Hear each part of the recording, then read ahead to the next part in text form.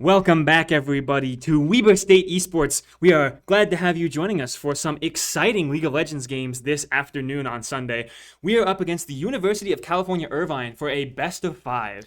Yeah, and for those of you who are going, that sounds familiar, they are quote-unquote Weber State's rivals when it comes to CLoL. We fight them quite often, and they are a very good team. And this is a very important game, as we are in the finals here in CLoL. And, well, the semifinals. The winner of this will go to the winners bracket finals. The loser goes to the losers bracket finals. Yeah, so thankfully no one's going home just yet. This is a double elimination tournament, but it is huge stakes. The winner of this won't play for a little while. I think they'll have 2 weeks off as they await for the losers bracket to catch up with them. But it's a pretty big series, as mentioned by my co-caster Deathbaki here. Looks like we'll see UC Irvine on the side of blue here, banning Nico immediately, and we were taking out Varus. Yeah, I like the Nico ban because even with the nerfs that are live today, Nico still has a stupidly high win rate, and Riot probably is going to keep tapping her until she goes down because she is just literally ridiculous. Yeah, ever since they made her W interact with monsters and wards, she becomes a little more difficult to deal with. Mostly because, yes, you've all seen the cannon interaction with Tower, but also she can randomly switch into a minion or like a ward to dodge certain spells in lane. I've seen people do it to great effect. It's scary. The bans progress here as we see UC Irvine taking out a lot of engage. The 3 bans here could almost be an entire engage comp on their own, and Bessa, Vi, Nico. And we were taking out more of these mid-range control champions, things like Varus, Rise with his global abilities, and now a Jace, which could have been a Jace jungle as well. So a lot of just long-range to mid-range control champs. I was going to mention maybe that UCI decides to go for Azir first pick, because Azir did get some buffs. You're not seeing me, but I'm air quotating because Riot gutted him and then is trying to get him back up, but it's just not quite enough. But, Nocturne got heavy buffs. His Q movement speed is up 5% at all ranks. Same with Akali. I'll let my co-caster Odd Koala talk about it. Yeah, I really like to see Nocturne and Akali. I think, first of all, as a duo, they're great. Akali's Shroud now, the time she takes to re-stealth is a lot lower now, a lot faster. So the idea is when she reveals herself by pressing a button like Q or E, she can re-stealth late game really fast. It's hard to pinpoint her. And the Nocturne denial with the Orianna, I think, is phenomenal, right? Nocturne Orianna, a very famous combo at this point, where you use the Paranoia and the Shockwave attached to the Nocturne to engage on anybody. But by denying it and getting a call, you have a great dive comp. However, it does struggle into beefy boys, which it looks like UC Irvine is looking to pick up. Yeah, it is coming down to, does Weber have the ability to get past the Mundo and the Scion and get to that backline? Because if they can kill the Orianna, the ADC, and the support, then Mundo and Scion kind of become negligible as the rest of your team can just finish the rest of them off. I like the Kai'Sa, because Kai'Sa has self-peel and does a lot of max percentage HP damage with her passive. Can really cut through a Mundo and Scion. Yep, that's exactly what I was wanting to see as well. An AD carry at that point, because now you can ban out enemy AD carries or supports that can punish that champion, in this case Kai'Sa, and it's an AD carry that absolutely murders tanks. Also, it's an AD carry that can dive. Weber's putting together an insane dive composition, which makes sense now why UCI banned the champions that they did in the first round as well, along with now a Camille in the 4th round. It's clear that Weber's identity is dive. It is indeed, as Seraphine and Yunara very good into Kai'Sa, and then Irvine's bans the Camille and Gwen. Again, these tank buster top laners. It does not surprise me why they've gotten banned away. I expect Weber to pick up their support here and then leave Batao the counter pick. You could just go into it right now and leave the support for final, getting what you want, as Aatrox into Scion and Mundo, actually pretty good. They can't kill him, and he's a good frontline, does a lot of things. But now we get to see what Irvine decides to do as a bot lane. Xayah, very strong, has the Feather Storm to dodge a Nocturne engage. Yeah, Xayah Rakan would be quite strong. Weber has pretty good primary engage, right? But honestly, Rakan doing peel would be insane, right? Nocturne and Akali go in, and Rakan can just dash forward, hit the charm, and then Mundo Orianna are going to land everything they need to. It's very frightening. Let's see what Weber can round out their composition with here. They're going to need a good support that can hopefully disengage Rakan. I know Alistar is pretty popular into it. I think Nautilus is honestly not terrible and is pretty good with Kai'Sa. It can be scary, but we'll see. Ooh, now that's something I like. Poppy can entirely deny exactly the champion she needs to a Rakan. Yeah, denies him, grounds him, makes it so he can't dash anymore. It doesn't do much against the other 4, but it still is. I'm not sure. Xayah becomes untargetable with the Featherstorm, but it's not a dash. That's correct. Technically, she just floats upwards. She doesn't actually move in any of it. She can just input movement normally, right? She's basically as if she's walking in air. So that won't deny much of that, but it's still annoying, right? Poppy can dash into a wall, can deny a Scion engage as well, and potentially, depending on who the ball is attached to, Poppy's a great pushback with the Keeper's Verdict for that as well. So I'm liking Weaver's composition. It's a very heavy engage and fight skirmishes comp, whereas Irvine's looking to scale a bit and find these team fights. With Rakan, Scion, Orianna, they absolutely want to group up and fight for Drakes, fight for Grubs, maybe fight for Barons early and often. You know, the funny thing, though, is that Weber actually has a really good 1-3-1 comp. You put Aatrox and Kali in a side lane and don't allow Irvine to do, if they do this group, well, you pick off the side laner with the Nocturne. He goes to wherever the Aatrox is, wherever the Akali is, and then Kai'Sa and Poppy kind of stick together and can be defensive themselves. Yeah, the best part about 1-3-1 comps is, and the weirdest part, honestly, is that secretly they're actually 1-1-1 comps, where you need a jungle and support that can pair together and an AD carry that can be self-reliant in mid lane, so that if the other two move over, you move your 3 to any lane you want them to be. Most of the time it's mid, but if you want, say, the Poppy Nocturne in the side lane, you can. I think you've identified it well. This is an incredible 1-3-1 comp. But again, you see Irvine trying to scale. Xayah Rakan, Scion infinitely scaling, Mundo might as well functionally infinitely scale. It really feels like the longer the game goes on, he just becomes unkillable. I mean, he gets Heartsteel, so technically Mundo doesn't scale infinitely, but his items do. It's like saying Vladimir scales infinitely. Well, technically, again, the weird part about that is that by having Heartsteel scale infinitely, his AD also technically scales infinitely because of his E. So yeah, Mundo doesn't scale infinitely. But it sure feels like it, man. He's scary. He will walk up and just slap you. He'll hit every spell in succession. Q to slow, and actually, worth mentioning as well, Orianna Nocturne is usually the combo related that we see with the Orianna Shockwave. I have seen Orianna Mundo do flash plays because Mundo cannot be stopped on an engage, right? You can guarantee Mundo will get to where he needs to be for the Shockwave. I've seen Las Ratones recently, beginning of this year in winter, do this multiple times. It's a really good duo. And we'll actually get to see as it plays out here, as we should be loading onto the Rift here any moment. And happily, we do have our beautiful display back up and running. Gives us a lot of information that we just absolutely love to see. The different summoner spells and all the different things we get to see. The quests that come in. Just doing a little cheeky playing here as we will be getting in here ASAP. I do like, I know it's been a while, but the minion timing changes, it just makes it so much nicer.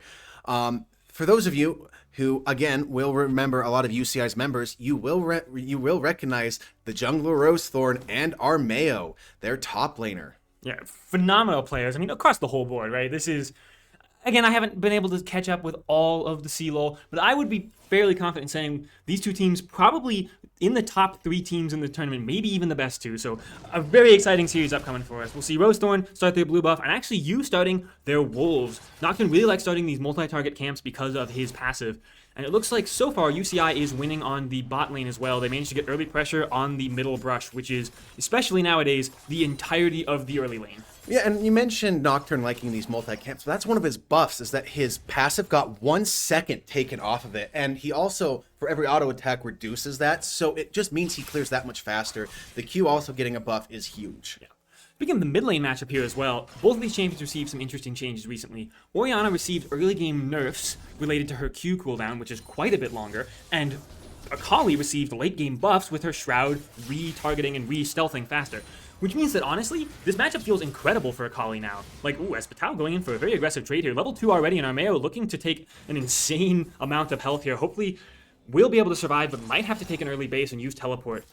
At the same time, he is Scion, just kind of does his thing, wants to try to get as much health as possible from both Grasp and his W's passive Soul Furnace. Yep, again, that's that scaling that we talked about, right? At the end of the day, UCI doesn't mind taking some bad trades. They just want to make it through the early game. You can see they're quite happy with the bottom lane so far. Yes, they are scaling, but winning as well. Currently up a decent amount of pressure. We'll get a plate or two here. And Rosethorn doing a double camp here, an insanely fast clear. That's what we have come to expect from the jungle of UCI. It feels like every time we go up against them, they are insanely proficient. Yeah, you do see Batao getting a ward in this top side jungle of UCI. It will be able to spot out when this Gromp does respawn. Mundo finishes clear at 234. It's been a while since I've seen someone clear that well, and has the time now to take a base, pick up a ruby crystal, and a rejuvenating gem. I don't remember exactly what it's called. Rejuve bead. Rejuvenation bead, that's what it is, yes. And we'll make it back to the Scuttle Crab functionally the same time as you does. So Weber down on the back foot a little bit. We'll have to respect some pressure here. Looks like Goku still doing pretty well in the mid lane. And honestly, the waves are doing fine. Every laner is about even in farm. The game is slow and careful for now, but you looking for an early gank will be caught out on vision by Rosethorn. So we'll have to give it up and should need to pass all the way down in an attempt to get Scuttle Crab. Yeah, he will not get it as Rosethorn was there. Does go ahead and get that crab, but you, in a little bit of an interesting situation here, used the spell shield earlier to block one of those cleavers, but now he is just simply down items, can't really fight the Mundo. It does have to back. Luckily for him, though, Rosethorn can't take any of his jungle. Goku, though, does have to be a little bit careful here as he's getting a lot of good damage onto Cinnamon Bread, but there is now a Mundo here to be annoying and frustrating. Luckily for him, he simply goes into the Shroud. Nothing there to be found, but does mean Rosethorn does get a double crab. And now we have the Rakan here threatening Goku. Doesn't seem to jump in, but just being a nuisance, trying to get Cinnamon Bread some time to breathe. Lead Code Learner, the tempo master here. We saw it on the minimap a little bit, I don't know if anyone else caught it, but Sendy got his tempo reset, was trying to base, and Rakan stayed really, really far along in the lane and cued Sendy to reset the base, which means that now you can see Manui quite far ahead, has had time to base, push the wave all the way in, and Sendy still here, will be catching another wave under tower, which means pressure is still permanent for the bottom lane of UCI. That being said, looks like potentially Mystique's trying to do what they can here, and Manui getting a good trade back, so it will be actually in the favor of UCI. Still not a terrible trade. You want the AD carry to be lower than you want your support. Yeah, and at the end of the day, Mystique's is happy to do that. But Tao doing really annoying things on Aatrox. We've seen what he can do in the past. It is just a health for mana at this point, and Armeo is really getting chunked out. But it is a Scion at the end of the day. He is happy just to be in lane, getting as much minions as he can. Again, we've talked about it, and we'll keep talking about it till this game is over. Scaling. I think this mid lane, every time we look at it, is looking very volatile. While yes, Cinnamon Bread is safe currently, oftentimes Goku wins on a lot of these trades and is threatening potential all-ins, so I'm excited to see what happens around the level 6 mark. As Armeo teleporting top will, I think, be the first use to teleport here, so top lane going fairly well for Weber so far because of the CS difference, but after Armeo picks up the wave, should be better, as Liko Learner getting a little bit stuck here by the Steadfast Presence, will still escape and win out in the trade of health. Yeah, at the end of the day, though, Mystique's is just wanting to back anyway, so he's fine with trading some of the HP, knowing that Let's Go Learner is gonna stay in lane and won't have the HP as well. So another teleport being used by Batao. Level 6 is in the top lane reached. Level 6 is in the mid lane being reached. Level 6 is almost ready for Rosethorn, with you being a little bit further behind. So that is going to be something that is difficult to deal with, as this dragon fight is looking like it's going to happen. You here, though, in a bit of an interesting situation. Mystique's gonna do what he can. A spell shield used to stop that cleaver coming in. Goku is here first. And Goku honestly quite scary on the Akali at this stage of the game. Could he flip over the wall? Sure could flip. Oh, chooses to use it to try and get damage off. Won't quite work, but will be able to R over the wall. And a fight's breaking out. Sendy picks up first blood, and Weber's looking phenomenal in this positioning. Yes, Rosethorn will pick up the Drake, but 2 kills over to Weber. I don't think they're upset with that trade. Yeah, and Rosethorn had to flash out of that, as well as Xayah needing to flash. Goku didn't even have to use his flash to get that, and all that was used was Nocturne Flash and Ignite from Mystique's, as Goku here, looking for Rosethorn possibly, does still have the maximum dosage. Yeah, so I think Rosethorn is in a much better position. Goku going to respect it and back away, but Tao actually is in a very good position as well. Throws the wave while Armeo roams down to try and help with Drake. Ultimately, Armeo's roam didn't end up changing the play pretty much at all, and they lost a lot of pressure for it. So you can see Batao choosing to go all in here, might be able to force out the ultimate if they can get a little bit more damage. We'll get an insane amount out here. I think they will have a hard time doing anything more, though, with the amount of cooldown their abilities have in the early game. They currently have no CDR in their build anywhere, so their Q is a little bit too long of a cooldown. I still think it's really good. He just wanted to simply get Armeo out of the lane. Knows Armeo does not have his ultimate as well, and now going to fight him in the jungle. Yes, Armeo has a Bramble Vest to cut a lot of this healing, but the Tao just does not care. Does need to be careful now, as Rosethorn is in the vicinity, will respect it and not go any further. Look at where Yu is on the minimap right now. Recalling behind bot tier 1, but threatening a lot. They know that Xayah is not 6 yet, about to be, but doesn't have flash due to the Drake play. If you could find the angle here, no, they choose not to. We'll take the reset, knowing that, hey, Xayah's about to hit 6. It's not going to be worth it. I'd better just reset my tempo. it could have been interesting to see what would have happened, get a flash out. Rakan doesn't have his quickness to re-engage. And again, Batao just hitting spell for spell. I wish I could play Aatrox like this, but no, I never will be able to. Champion is kind of hard to play at times, honestly. You really need to hit those sweet spots to get the knockups and most of the damage. So if you aren't reliable at hitting it, yeah, it's tough to play. I've been interested that he's been pushed into jungle a lot recently. It makes hitting a sweet spot a little easier, but I don't know. Either way, ooh, you in an interesting position here. Maybe you and Goku wanting to go for an all-in, but Cinnamon somewhat respecting it. Still has the shockwave as well and flash, so it's really hard to catch out Noyana like that. It looks like instead, Weaver's going to use their pressure to rotate over to the Void Grubs. Ah, yes, the classic Dragon for Void Gloves trade. That, funny enough, Riot tried to get rid of by changing up the timers, but it still seems to happen like all the freaking time. Yeah, there are sometimes teams that can really get aggressive and get both, and usually when they do, they're probably winning the game. So far, though, Weaver in a great position, especially because, as you mentioned, they have a 1-3-1 comp. Grubs are arguably way more important for them. Yeah, one Hextech Dragon isn't going to do and Weaver going to do what they do best, and they're going to fight for other dragons later. And, I mean, they were even around in the jungle. It's just that they prioritize getting those 2 kills over that first dragon, and rightly so, in my opinion. You going on the offensive and getting those kills, definitely way more impactful. Getting Sendy back kind of into this game, because he's been put behind a little bit just from the lack of being able to do things, but almost has that Kraken Slayer, eventually going to go into the Dusk and Dawn, the other things that just are so frustrating that Kai'Sa can do. Yeah, early Drake fights are often going to go in the favor of Weaver, right? So yes, they lose Drake, but I think what you said is correct. It's easiest now when Rakan and Xayah don't have their ultimates to pick up some kills than it is to go for it later. As a little bit of a pause here, so we can continue talking about just the state of the game, I suppose. Hopefully this will be resolved quickly, but you never know. Pauses can go any number of ways. Either they're long and break everything, or they resolve quickly and we get back into it. Well, let's see how things happen, as I want to talk about what item do we think Yu is going with that Tunneler in his inventory. I would think that Nocturne usually wants to go Stridebreaker, but it doesn't build out of a Tunneler, does it? No, it doesn't, but Experimental Hexblade sure does, and that item has received many buffs in the past, along with Nocturne getting buffed exactly this patch a couple days ago. Well, maybe it actually might have been last week. This patch might have been out for a while. Either way, really strong item for Nocturne. I've considered it on a bunch of other champions as well. Nocturne is the bread and butter Experimental Hexblade champion. He doesn't do much until 6, and the moment he has his ultimate, as long as it's up, he is a constant pressure point. Indeed, that is good. You know, one of the funny things is that the reason he likes it over, say, something like Fiend Hunter Bolts is because Nocturne usually doesn't go crit. And it's the attack speed that you get. Fiend Hunter Bolts doesn't give you attack speed when you ult. It also doesn't give you movement speed. Nocturne, especially with the buffs on Q this patch, is a movement demon to this patch. You press Experimental Hexplate button, aka your ultimate, and you gain like 35% movement speed and then another 40% movement speed from your Q, and you've basically doubled how fast you are, which means your E-tether is never breaking.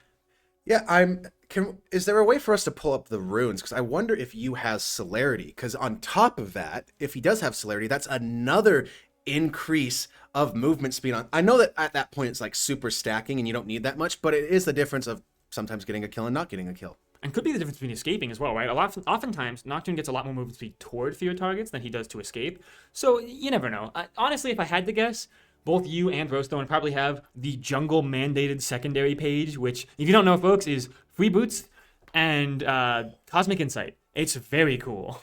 Yeah, and it looks like, though, Yu doesn't, as you can see boots in his inventory. So he has decided to go for something else. But we'll see. Hopefully this pause gets resolved here soon, or else I'm going to have to start breaking out the really bad League jokes. No, you don't have to do that. We can talk about other things. Please, anything else. Speaking of other things we can talk about, the fact that Drake is coming up in 1:49, and every player in the game definitely will be thinking about it, right? While we talked about the grubs being better for Weaver, the first Drake going over to UCI is a really big deal. Either way, it means that, 1, UCI is closer to a potential soul of their own, or 2, Weaver has to take an extra Drake, another 5 minutes of time before they get a soul that helps them close out the game. Both of those things help the scaling of UCI. So the first Drake is genuinely a huge deal that they got that. Weaver's happy about the kills. Again, they're up about 1,100 gold. But we've seen Weaver have some leads against UCI and still lose before. Indeed we have, as I'm trying to look for other things to talk about. We see some Sark boots built for Goku, means that he does have a lot of kill pressure. I've always found it funny that, you know, some of these mid lane assassins do like to rush their magic pen boots, and it makes sense because it's at the earliest part of the game where that flat 18 magic pen does a lot. And then the moment you finish your role quest, right, if you have the boots early, they immediately become tier 3 and then give you a tiny amount of percent pen. It's really nice, honestly. Mid laners pretty much universally go tier 2 boots early before they finish their first item now. You can see that the Orianna hasn't yet, but I imagine we'll be picking them up soon. On the note of the Orianna, it's worth mentioning as well, I'm excited to see how she plays this game out. I think Cinnamon Bread has got a lot riding on them, mostly because Orianna has been the receiver of a bunch of mini nerfs a ton, right? Not only has her Q received early game nerfs, but phase rush on ranged champions is pretty bad now. Phase rush on ranged champions, and I did want to just say something, because Orianna is obviously going for the Seraph's Embrace, big shield item. Orianna has a shield on her W. Sion has a big shield on his passive. Rakan has a big shield on his passive. You know what, I'm channeling my inner Odd Koala co-caster here. Please build Serpent's Fang. It is actually one of the best items that Nocturne actually likes it, and that's the biggest issue that Serpent's Fang has, is that sometimes it's in games where it doesn't just fit into the composition. Nocturne likes it and can apply it really easily. And you are speaking my language. You know, they say that there are many love languages. Mine is people buying Serpent's Fang. Oh, it just touches my heartstrings. Looks like we hopefully will have the game resuming shortly, but potential issues with Riot Spectator. As you know, many times before, sometimes a long pause can completely break the back end of Riot's code, and sometimes we just lose a game. It would be heartbreaking as yay! We are back in game. It just took a little bit of time. We will eventually have the very weird pause that always happens with Riot Spaghetti code. So get ready for that. It will happen, the little bit of jitters, and that's usually where it breaks. So keep your fingers crossed, folks, that that's not what happens. I was going to say, maybe not time to say yay yet. Hopefully yay, but you know, I don't want to curse anything. Let's just hope it works. As Batao going for an all-in trade here. Goku constantly looking for something here in the mid lane. You can see the positioning is aggressive, as Rosethorn in a great position as well. If a shockwave hits from Cinnamon Bread, Goku could be in trouble, but they choose to save it, knowing that with the Drake coming up soon, they don't want to have any weakness before a fight. Yep. As it really is just a slugfest. People trying to get as much damage down as they know this dragon's going to come up here really soon. But Tao just always simply keeping Armeo at arm's length, saying, you come anywhere near me, I am going to hurt you. Farm difference becoming pretty big. Ooh, a huge all-in here on the bot side. Looks like the Xayah will get the ultimate off in time, and Rakan going for the charm, but it doesn't matter. The dive from Weaver is too strong, so even as the bottom lane of UCI peels back constantly, they still fall for the AD carry. And with Drake coming up in 53 seconds, and Xayah having no ult, Rakan having no ult, it doesn't matter that Weaver doesn't really have their ults either. I think they're just in a much better position, as Goku's hoping to make that position all the more better. Do they go for it? I think they die if they do, so they're going to have to respect it. Still, a decent trade as well, as they get now another ultimate out. Trade of ultimates across the map. Yeah, and it looks like actually an ultimate was used in the top lane by Armeo. It is on cooldown. It just trades of ultimates, and in my opinion, that really benefits Weaver because their cooldowns are lower than UCI's. The only ultimate actually up right now is the maximum dosage from Rosethorn. Now that could matter. For what it's worth, that is probably the best ultimate to be up for a Drake fight if your Mundo jungle is ready to tank fights and just try and snipe a dragon. Still, I think a trade of ultimates really does favor Weaver, as you said. A lot of the members of UCI really need their ultimates to do a lot in team fights, right? Xayah isn't safe anymore against a dive composition. Rakan can't do a lot, but his charm is coming up soon, so if Weaver doesn't start the Drake quickly here, they could still be in trouble. There is, though, the item difference. You have the ADC for Weaver, Sendy, who has the Kraken Slayer, while Xayah doesn't have the Essence Reaver yet, so Weaver will have the damage output advantage.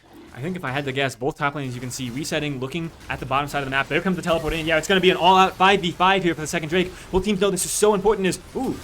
Mystique's actually finding a phenomenal hit on the Cinnamon, but will force him out of the fight, and Yu still not taking much damage despite being in front of 3 different members of the team. Goku causing a lot of pressure, will get the exhaust out of the Spellbook Rakan, and is too much DCC to deal with, so will be forced to die, as Weaver, I think, will not have much choice in the rest of this fight. They're being cut through from the team fighting comp of UCI, and they've been waiting to scale, and there it is, folks. I'm not quite sure how Weaver finds their way back into this, other than potentially Sendy being able to find a really good R angle. He does have the barrier as well, so has a lot of faux health they can get away with.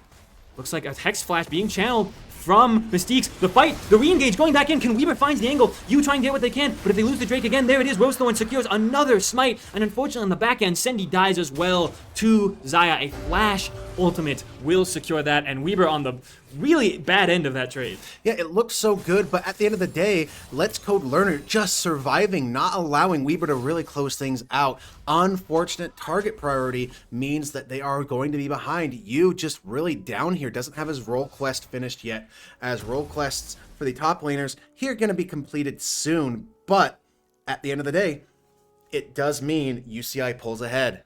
Aristote's smites have been very clean. It might help that they're a little bit ahead in the jungle and therefore have, as you mentioned, their jungle quest completed. A big smite means just a safer take of the Drake, as Goku getting hit by Armeo a decent amount. I don't think they necessarily win a lot of these trades. You can see they haven't completed their item yet, and Armeo has an item and a half. Very good ones as well in terms of damage, so Goku really does need to be careful. Armeo does have ultimate. Will they choose to go for it? Ooh, a fight will break out on the other side of the map. Looks like it's going pretty well. I think Armeo might just be killing Goku here. He has the ultimate, but I don't know if that matters. Oh, Goku, I'm afraid you have gone a little too far, my friend, and death by Sion. Yeah, unfortunate timing, just not respecting what Sion can really do, and a lot of it being weird clipping. It looked like on a lot of those decimating smashes, Goku shouldn't have been hit and got hit anyway. Spaghetti code, hitboxes, yay riot, small indie company. Both mid laners died to the side lane top laners there. It was quite cool to see. It looks like this game, mid laners will not matter that much. I think both still incredibly far behind. Literally everyone else in the game, other than, I guess, Mystique's, has a completed first item. Neither mid laner does. That's rough, especially because Goku, even further behind, doesn't have their role quest finished, but still has to side lane at this stage of the game. Sendy needs to be in this mid lane, getting more farm, having a bit more safety, and the 1-3-1 has to come online now, so each second that Goku is out of mid lane is another second further behind on experience and these boots.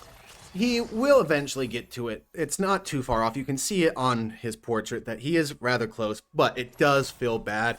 And sometimes you just have to suck it up and say, this is my life.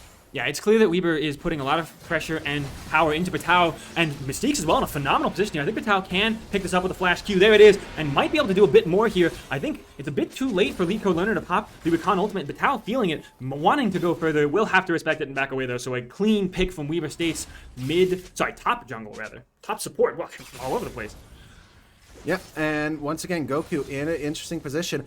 But it seems like it might be a good bait here, as you not going to go too much further on Armeo. They know they don't kill him yet, don't have the damage to really burst through a Sion, get that health down. He just has so much from his passive, and the scaling really is starting to show. Weber deciding that they're going to go for a Rift Herald instead, start to break some turrets if they can. Sendy going to go ahead and come up from the mid lane. Cinnamon Bread going to go on Batao with the teleport. But with the dashes, Batao gets out pretty easily, and that is a Rift Herald for Weber State. They like a lot because they have the grubs. Yeah, so Xayah lane pressure just getting stronger and stronger as minutes pass. Batao needs to be a bit careful here. It looks like, oh, actually, never mind. It's Cinnamon Bread that needs to be careful. Maybe once again stepping too far. They know they have no flash from the last play, but they're still very quick, even with the nerfed phase rush. If Weber goes too far here, they very easily die to the collapsing members of UCI, and oh man, I think they've just gone just a bit too far. Batao almost having ultimate here, will choose to save it, it looks like, going to be ignited and die. And now Goku coming in, trying to at least pick up something here. I think they'll be able to get Cinnamon Bread, but it's a little bit dangerous. Oh, they won't quite be able to. They will dodge a lot of the ultimates, but still, the charm from Rakan, the quickness, will do everything it needs to do. Now Mystique's will be falling here as well, I believe. Rosethorn has the ability to dive the tower if they want, so will they choose to do so? Looks like they're going to, using the W. Will have the ultimate as well. Will flash with it. Actually, maybe you here to potentially pick up another kill, and a huge shutdown comes out. You might be able to do a bit more, but unfortunately, it looks like Mystique's will go down. Kaisa on the way down. Can Sendy clean up the rest of this? Has to be careful. Rakan still has flash, but Sendy hitting the Void Seeker could lead to a huge fight. Gonna choose to go all the way in here. Has to be careful. I think that was a little bit over-aggressive, and they're going to have to respect it. A bloody fight that Weaver once again comes out on the backside of. This game's starting to slip out of their hands. The important thing, though, is that that was a shutdown for you on the Mundo. That's a lot of gold that went into his pocket, really negating a lot of that lead that Mundo has. You can see it's only 200 gold now, and it's only going to get smaller while Rosethorn is dead. And the next target that Weaver needs to find a kill on is this massive Scion. You can see a small bounty that they have. They've gotten a lot of gold over the course of the game. The problem is I don't know how they kill the Scion. You mentioned it earlier. The health that he is stacking is so unbelievable. I really think you might need either an Eclipse to chunk a bit of it, or honestly a Blade of the Ruin King. I wouldn't hate it here. You need to cut through 2 hyper health tanks, so someone's got to get something like that. I mean, at the end of the day, Weber is really hoping for Sendy to be able to chunk out. But if Rose Thorn is just running at him and Armeo is just running at him, Sendy is not attacking if he's running. Yeah, the downside of the difference in compositions is in these big fights where Sendy needs to kill the tanks, the only person that can really peel for Sendy is Mystiques and maybe Batal. Aatrox is not insane at peeling, but he can. Whereas on the other side, I mean, you're getting peeled by Rakan, Sion, and potentially Orianna as well. I think Minui has a much easier time finding these fights. Let's see if Weber can fight this Drake. They kind of need to. Again, this would be third Drake for UCI. A good strength on the way towards their soul, but it looks like first Weber wants to try and find Minui, who will respect it. A huge understanding of where they need to be and where they need not to be on this mid lane for Minui. The Drake is just constantly being started and reset by both teams. Weber finally choosing to actually commit to it. But again, the team fighting from UCI, they're so strong at just walking up very, very carefully, and will steal it again. Another phenomenal smite from Rosethorn. Weaver just has to cut their losses and go. But actually, as they push out the Sion, they want to try and continue the fight. I don't think they should. They need to cut their losses. It's really unfortunate that they lose the Drake to a smite, but kudos to Rosethorn once again on point. Yeah, Goku actually going to go ahead and channel the Rift Herald. Gonna try to get as much as he can from it, and gonna charge it, do some weird drifting, gonna go ahead and get in, and not gonna crash it into tower. Interesting choice here, as he does want to get out instead. The Rift Herald will go ahead and charge itself. Weaver's still trying to do some things, but Armeo is back after being slammed away. We'll go ahead and use the Unstoppable Onslaught and not catching anything, but the smite fights being lost here by Weber are really just hurting. Mystique's here in an interesting position. Will be caught here with the Shockwave, and that's all she wrote for the Poppy, unfortunately. Weber really stuck around a long time after that fight. I like Batau's understanding here, honestly. We'll talk about that in a second. Is Weber going in the mid side, they will get the fear off on Xayah so she can't pull it back, and they walk behind her. Will still get the insane flash feather pull there. Minui really showing their stuff, an insane play. They'll go down, but still trading Sendy for that is crazy. It is just a really good flash from them, understanding that they can get there, get the damage out. And the game really starting to slip away from Weber, as Armeo has gotten to the point where he just doesn't care what Batal does. The healing cut doing so much, a lot of damage. A good little W pull will stop the decimating smash from coming through, but it's put on such a low cooldown that it's just going to keep going. As you actually gonna find a steal on a blue buff from Rosethorn, and then going to be able to use his Q to get out. Both those junglers are so fast. It's crazy. We talked about Nocturne speed plenty of times, but honestly, Mundo moving insanely fast there as well. If they're trying to catch out Armeo here, we talked about the shutdown that they have. It'd be a huge catch, but again, as you said, I really don't think Armeo dies. He's got way too much armor and health at this stage of the game. They might be able to do this. They cancel his Q. Will it be enough? But Rakan with the quickness will be denied. It's still, I think, with the Mundo here as well.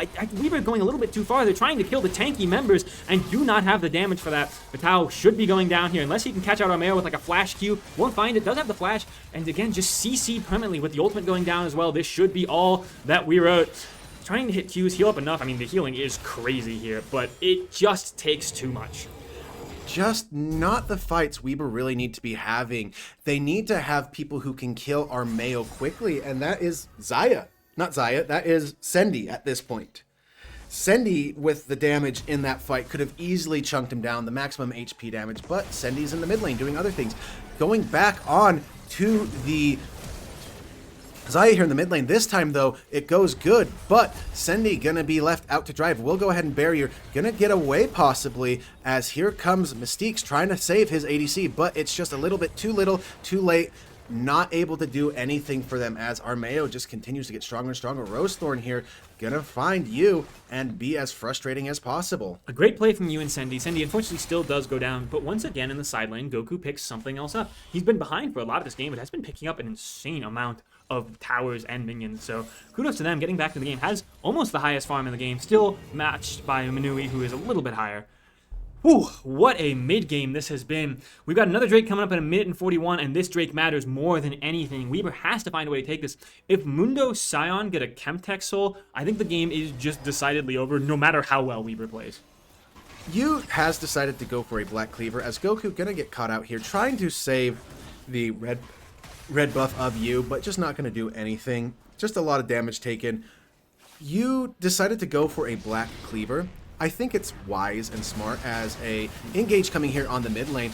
Manui just going to continually get feared up as Goku going to go ahead and teleport in. They're really just simply saying, you know what, let's go ahead and take out their bot lane. If their bot lane's dead, they can't really do a lot. And it goes well. Weber finding a little bit of life back in here. Unfortunately, turrets will go down in the top lane. Backs being channeled to get as much as they can. But Weber scrapping, finding the things they need to find. A lot of summoners and ultimates used, but that's how Weber wants to play the competition, right? Use everything you have, pick up kills, and punish the enemy composition over and over and over again. So far, the member of Weber that seems to be doing this the best is you. Notably, the only player on Weber to have not died, one of the only 2 players in the game to have not died. The other one's a hyper tank, so I understand why Sion hasn't died. Still, very impressive from you. The only thing they've kind of been lacking on has been the smites. And boy, do they need that more than ever here. With 25 seconds left, every member of both teams running straight down to the bottom side of the rift. Folks, it's going to be an all-out brawl. Sendy looks like trying to get as much as they can, won't be able to reset anymore. They're running out of time, and so they're going to have to live without the Dusk and Dawn completed, which would have been their massive 3-item power spike. Completing Dusk and Dawn gives them all of their upgrades and procs everything as fast as they can. Ooh, you in a phenomenal position will find the fear. If they can kill Mundo before the Drake fight even happens, that is a way to stop a smite from coming out, but an insane Recon Charm into a Sion, 4-man Q, a Shockwave, and that's the team fighting, folks. That's exactly what UCI's competition wants to do, and Weber clump up and perish. Yeah, and unfortunately with that, it does spell the game a little bit. That's just huge. Sion now 7-0, just fed a triple kill there. They're now running straight to Baron while Sion deals with Goku in the bot side, and they only need 2 people to 2-man this Baron. Goku actually doing a lot of damage here as Sion doesn't have the most magic resist, but gonna get a lot and just be annoying the shielding. And now with Let's Code Learner going in, gonna force the flash out of Goku. Yeah, Lead Code Learner doing a lot there. Good roam from him. Meanwhile, 2 members of UCI are murdering the Baron, which allows the side landing to happen, right? You can see right now Cinnamon Bread picking up a mid-tier 2 and Goku again being forced to flash in the side lane. So this game's looking quite over here, folks. Again, I don't necessarily want to call it entirely. I think Weber can do something. But scaling, especially as a composition, heavily in the favor of UCI. The competition wants to do the same thing they just did for the rest of the game. Group up as 5, click every single button together, and kill every member of Weber. Weber's real lack in these team fights is the fact that they jump onto one person and do what they can, but you just simply have Late Co-Learner go ahead and hit a beautiful charm into a devastating smash, which is just, we saw it, just absolutely demolished Weber's backline. The ultimate from Sendy coming out, but still running through the quickness, mean he came out of the ult and was charmed. Also, who's used target now, right? Ideally, it's either Orianna or Minui, right? The Xayah or the Orianna. Right now, Cinnamon Bread has Zonia's, and Xayah is being Knight's Vowed by Rosethorn, which means Mundo gets to take a decent amount of chunk of damage for his AD carry. This game's looking very disastrous. Sendy doesn't even have their Dusk and Dawn yet, too, which means the Kraken Slayer is not proccing as often as they'd like to. You can see, despite constantly hitting Armeo there, Armeo only down to about half health, as opposed to potentially dying if with another item being completed. Right now, Batao and Mystiques need to find the frontline angle here. It's just so hard because Mystiques has one item.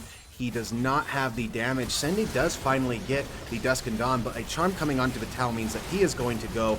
A lot of damage coming in, but another beautiful Shockwave means that Weber's last hope is snuffed out, and it just will simply mean that Mystiques is left high and dry, and Exhaust coming in just to be funny. They're trying to get what they can, being really funny, getting the padded kill score going, and we can see that it is going to be a game 1, a pretty decisive game 1 for the team of UCI. And Weber got off to a small lead, but couldn't quite close it out. Lost too many Drakes, and the scaling was powerful from UCI.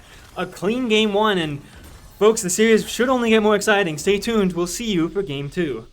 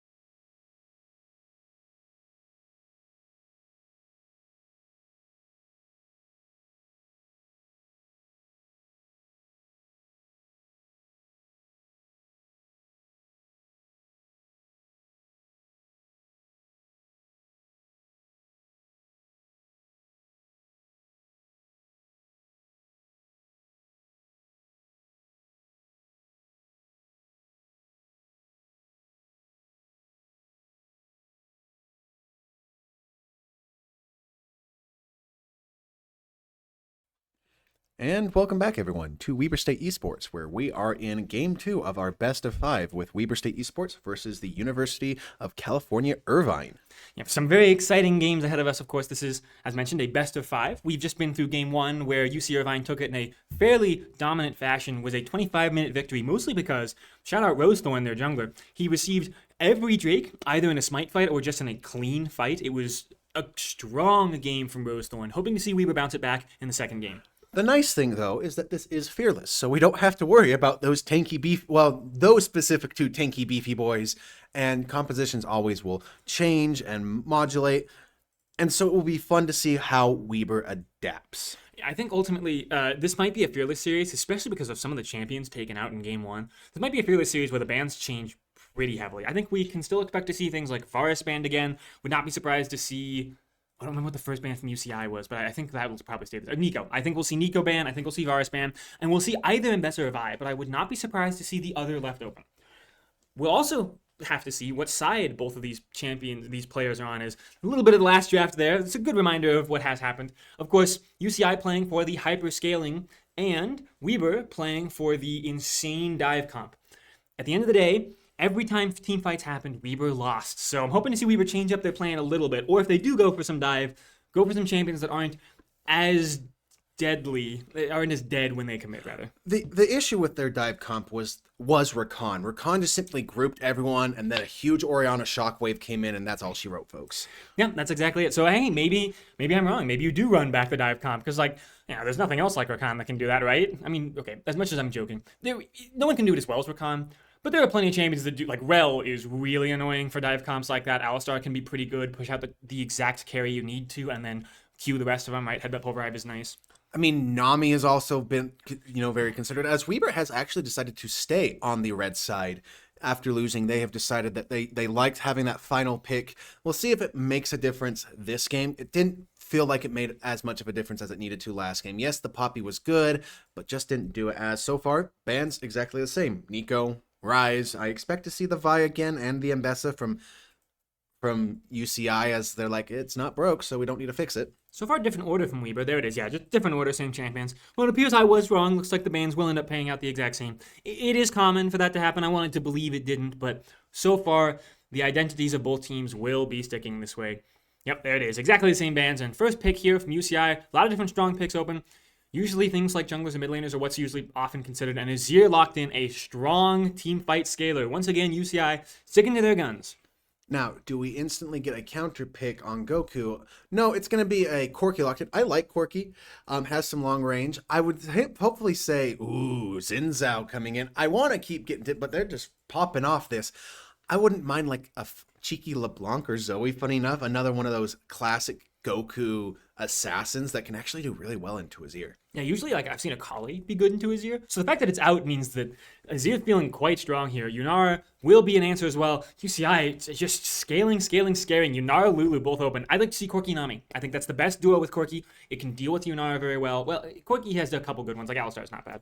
You know what? I would you get it, but I would have loved to see this, because so far this is heavy, get buffed with the new Lulu and attack you to death. I would have loved to have seen Renata. Ooh, that would have been actually really cool as well. Corki and Nami don't necessarily work together as well as Corki and Nami, but it's still a fine duo. It's pretty fun. Ooh, and I think great read there. UCI also saying that an a burst scary mage from Goku is too much.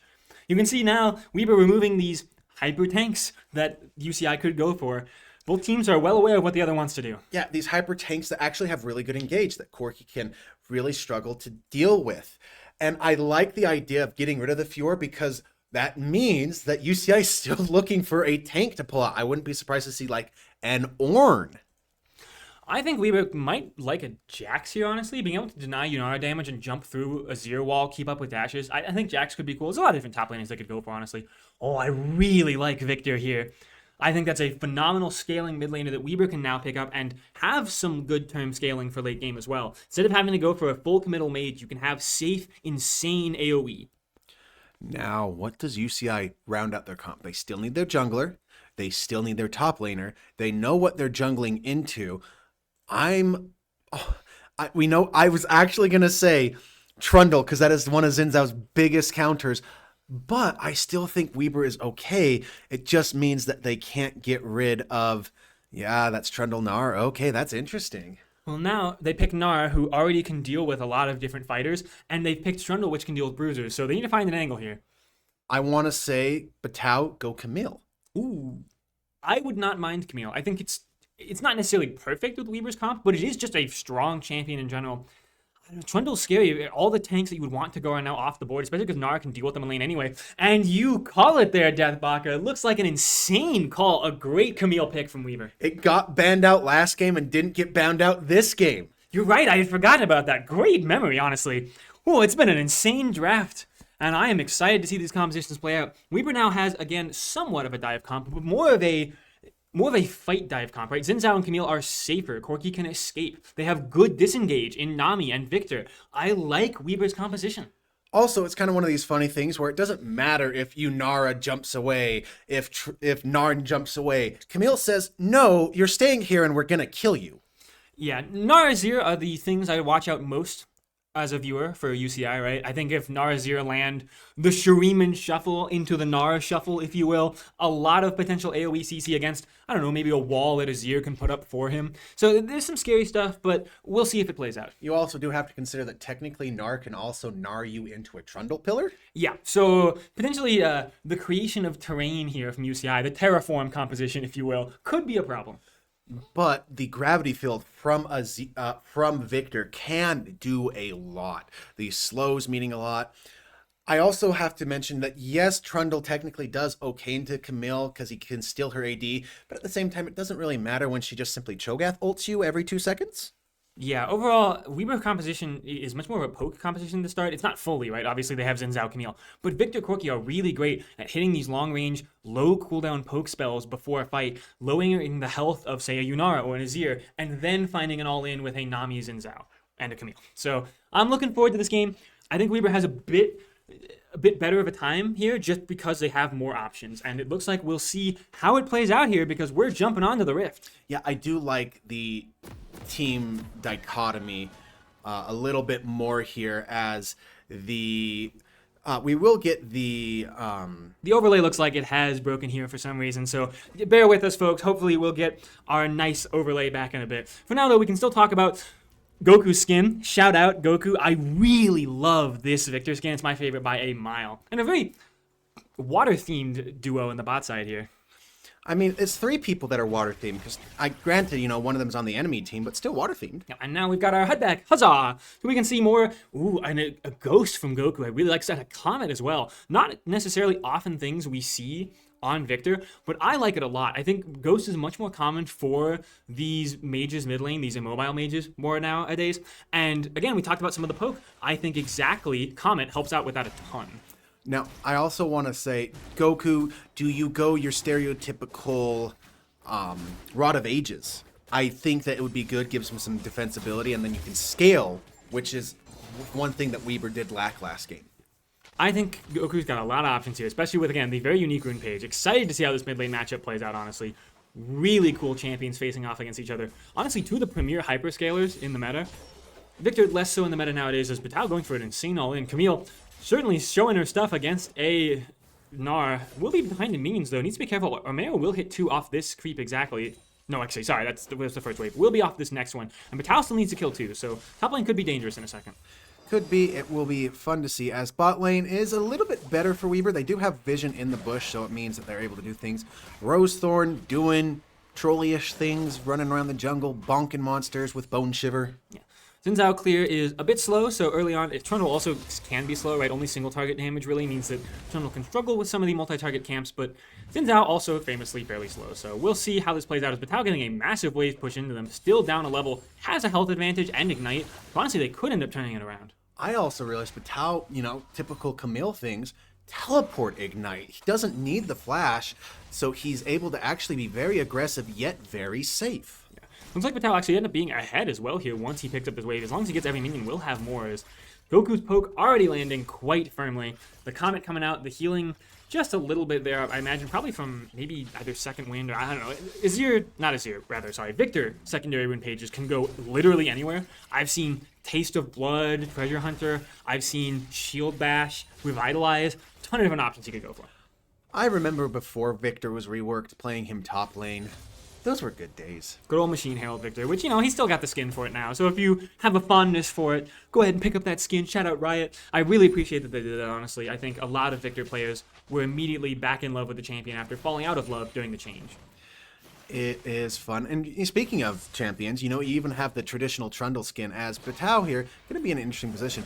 Having to go ahead and save his hook shot, he doesn't want to get pillared and will be very good, but unfortunately a flash chomp from Rosethorn will be the end of it. Does actually get a lot out of it, the flash, and he didn't use his teleport, so he'll be able to teleport back in or just simply walk back as the wave did get under tower for him. But Weaver's bot lane looking in a much better position, being the more aggressive, being able to push in and not be just stuck under tower constantly. Yeah, great pickup from Rosethorn. It looks like, judging by the way Yu's walking back out on the map, wants to pick up their Krogs in a second and might want to go for a top gank as well. So far, Weaver a little bit on the back end here. Batau not having flash will essentially result in their death there, but Goku's still doing very well in the mid lane, up 10 CS here. We'll lose some of that as Cinnamon Bread farms under tower. We'll lose minion though, so honestly Goku's still up a decent amount.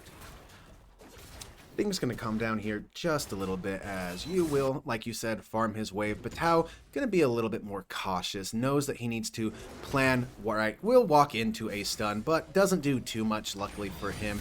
Going to take a bullet to the face, which will do actually quite a bit more though. Now, wave pushing back into Batau, which is where he wants it. Obviously not just in general, but because Camille Zinzao wants to be able to jump onto a Gnar and not have him escape for free because he's close to his tower. You can see Yu was doing some pingings there. Either Batau could have been pinging as well.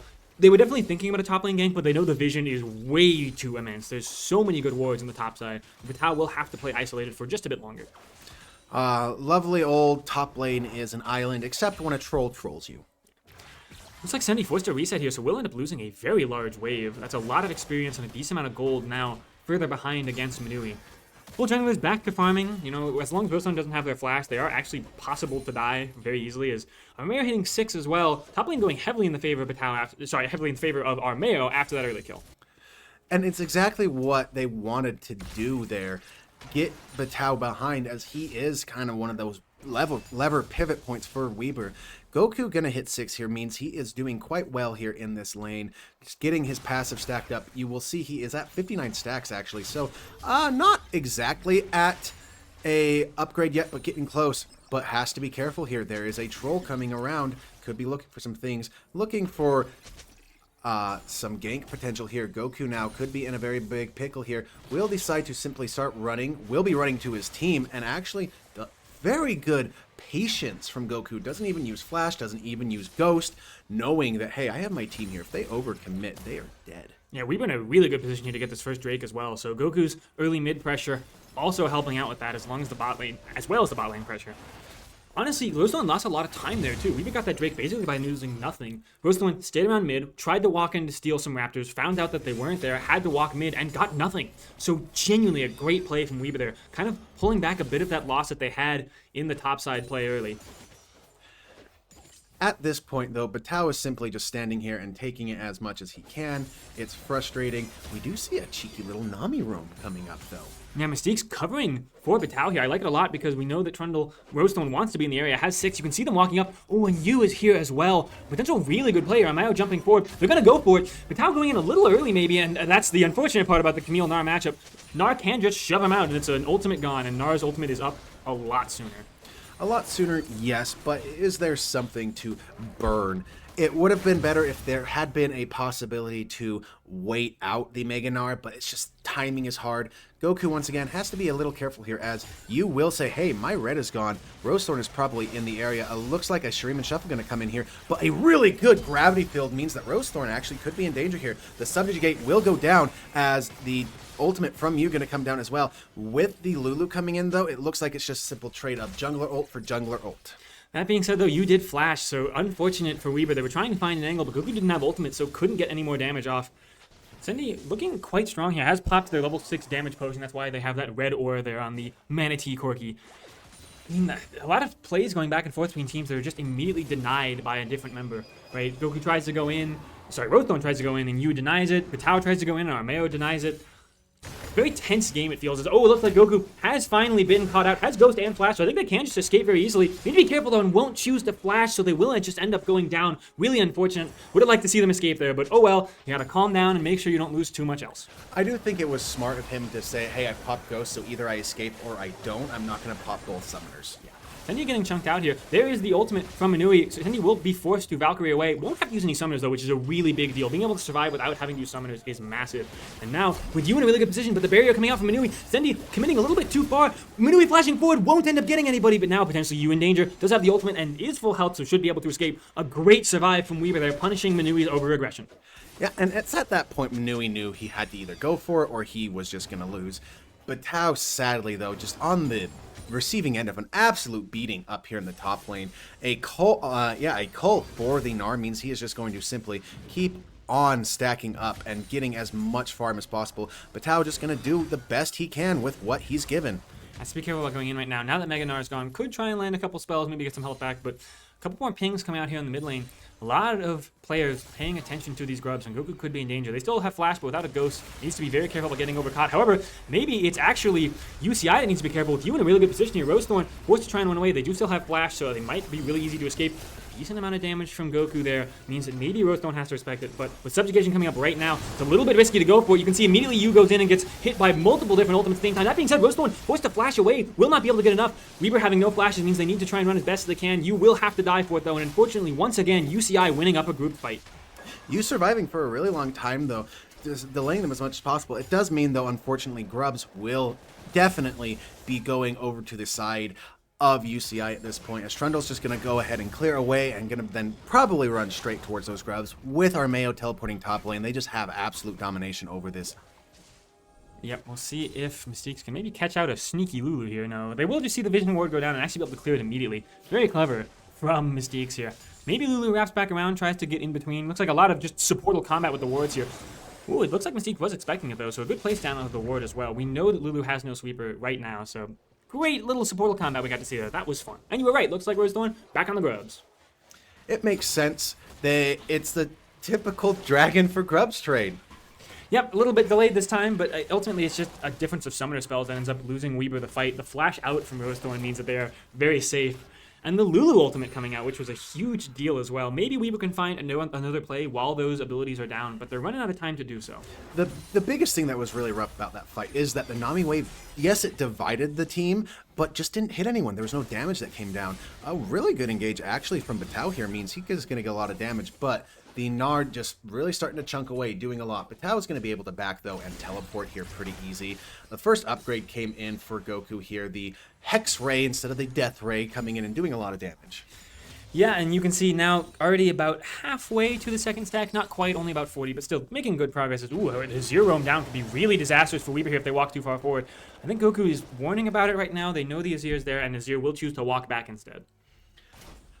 And I want to make mention is that Goku has decided, hey, I'm not going this simple, very much C-tier build of Rod of Ages. No, I'm going for damage. I'm probably going Blackfire Torch if I had to see anything. A really good hit onto the Lulu means that even with the flash and the ultimate, they are dead. Goku getting the kill is actually huge. Yeah, Goku just participating in that at all is a big deal. Didn't necessarily need the kill, but managed to get it as well. So a big deal for the mid laner Weaver. They pick out the support, get flash and ultimate, which means now they have great control over the Drake.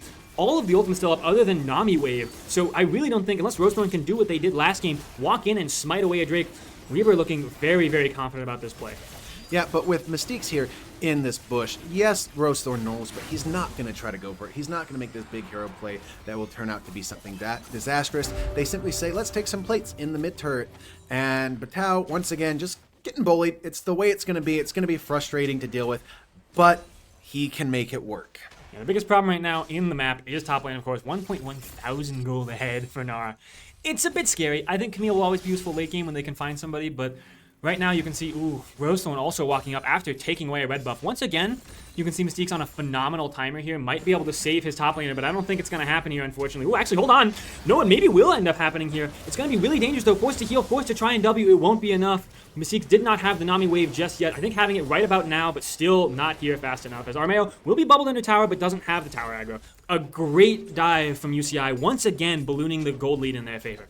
Yeah, we hate to see it. It is just not what we want.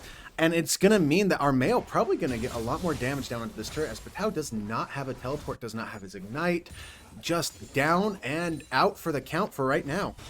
Yeah, top lane is becoming a very large problem. But not only that, the rest of the map doing very well for UCI. You can see Yunara also 1.5 thousand gold ahead of Sendi as well. As it looks like we were trying to ideally put Sendi top, hope to get Patao out of a little bit of a scary matchup, but Weber unfortunately resetting at the exact same time that UCI resets, so they can easily adapt and still make sure that Patao is struggling against the Gnar.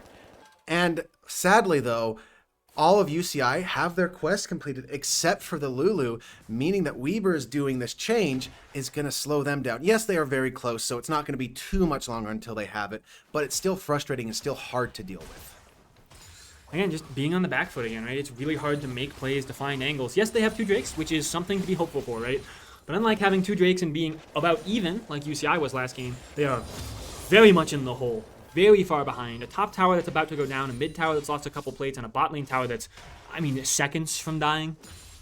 Yeah, it's just been constantly wailed on. And item discrepancy. Weber has 2 items compared to all items on UC. Well, it's now 3 items to 5 items. Honestly, Patao has to try and keep this wave out of tower. Don't know if they can, though, without losing an insane amount of health there. Again, it looks weird to use the Gnar ultimate like that, but honestly, it's so worthwhile. That being said, without a Gnar ultimate, it means that it's really hard for Armeo to stop Patao from using ultimate. If some member of Weber could get down here and help him out, it might be nice. Unfortunately, they're going for another play on the other side of the map, trying to cover Goku from being dove by Rosethorn. They know that Rosethorn likes to go for these plays. Goku is still in a really good position, has a lot of things to do here. A Nami wave coming out, but still lost a lot of health on their mid laner, so Weber's going to have to back out. And unfortunately, that Nami wave just not doing what it needs to. They were hoping for the dive, and that's where they were aiming for, but the instant disengage and saying, nope, we're not going for this, we didn't get the shuffle, it wasn't what we wanted, means that not a lot. But it looks like pings coming out mean that they're wanting to possibly go for another hit onto the top lane, as Sendi just taking a ton of damage from Manui right here. You going for a play here will hope to find something, but by missing the wind becomes lightning. They're going to have to, unfortunately, just walk it out.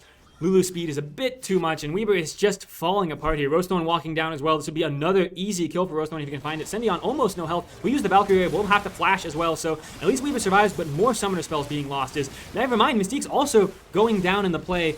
It's just not working out for Weber. This game is slipping out of their hands very fast. Very rapidly, very quickly, as Patao just continually under tower getting peppered by Gnar. It's just so frustrating to deal with. Yeah, I'm not quite seeing Weaver's angle back into this game. I think their team composition is good, and their best hope is Goku. Goku's still doing very well, has now the second evolve. And Sendi, I think you're dead there, my friend. I'm afraid even with Valkyrie and Barrier, it doesn't matter. Manui just going to use the flash, and constantly, over and over and over again, these plays end up resulting in actually maybe a potential kill, a shutdown for Patao, and Goku almost trying to go for shutdown as well, but still has to subjugate on them, walking up way too far and will end up dying. I don't think it would have mattered there. The moment that Victor's shield wore off, he was going to perish. Yeah, Subjugate just doing work there. Does really good, but Rosethorn will now take this tower, getting a large influx of gold. Gonna get towards that dead man's plate and be very frustrating to deal with. I mean, hey, Azir died. That's something, right? Goku did at least kill Azir, and judging by the fact that he doesn't have any stacks on him, that might have actually been the final evolve for Goku as well. I might have been believing he was one further behind than he actually was. So again, hope for Weber. It is really Goku at this point. Has the Blackfire Torch, building toward a Leandri's as well. I like the build a lot. It's just an insane amount of burn. A lot of poke. He hits these death hex rays, and they just burn and burn and burn. Looks like it was just a death timer thing. He does have 39 stacks, so he is almost towards his final evolution. His glorious evolution. That makes more sense. The power of the arcane on the ultimate, I don't remember the exact name of it, but it's Arcane Storm, I think. Pretty good, as unfortunately the mid-wave, honestly, now becoming the biggest pressure point for Weber that they have to answer to. This Yunara is so annoying to deal with. Rosethorn able to just walk straight through tower. Does save the Valkyrie very, very patiently. I really like to see that. So they will survive. Still loses mid tower, though, and it's getting tough as potential play on the top side. It looks like Armeo hoping to be caught out by Weber here, but Weber just doesn't quite have enough. They're looking to play with Patao and you a lot more here. They're trying, and because of this trying, though, they will give up the third dragon of the game. And that was Weber's really out, is getting an early soul, but now it's been delayed by 10 minutes at least. Yeah, so that's unfortunate. The Drake stacking early from Weber will go away as Patao trying to jump back in onto Armeo, but Manui on the way up. Weber should know this and are in a lot of danger. Patao will die. Yuni just needs to run. I don't think they have a way out, though. No tower to keep them safe. Yes, they have the ultimate, but again, I'm not liking the look of this. 3 different members of UCI, absolutely very easy to kill him. If they can give it to Manui, it'd be best case scenario, and they can. We were trying to get something, and once again, it doesn't work. I think it was a little bit of overkill from a lot of it. You using his ultimate just to try to deny the Yunara does make sense. The subjugate going down does kind of feel good for Weaver. It's just like, oh, well, that's down. Yu was dead no matter what he did, but Goku really, Weaver's last hope. He has to get these ultimate, and then really these team fights have to just pop off, and a giant arcane storm just taking over a team fight. Yeah, Weaver almost over-indexing into the Nara. Yes, you've gotten him a little bit down. He's still up a lot of gold, but now the Yunara is majorly the problem. 2.5 thousand gold up, just bought and completed their Phantom Dancer and a BF sword. That's a lot of damage. That's scary. I don't know how else to say it. That's just scary. As ooh, they're trying to catch Cinnamon Bread here on a cheeky Nami bubble, but unfortunately, UCI kind of expecting it, and Goku will not get any further ahead. Not any further ahead, but still getting very close to getting his evolution. And team fights are where Weaver can really make something happen.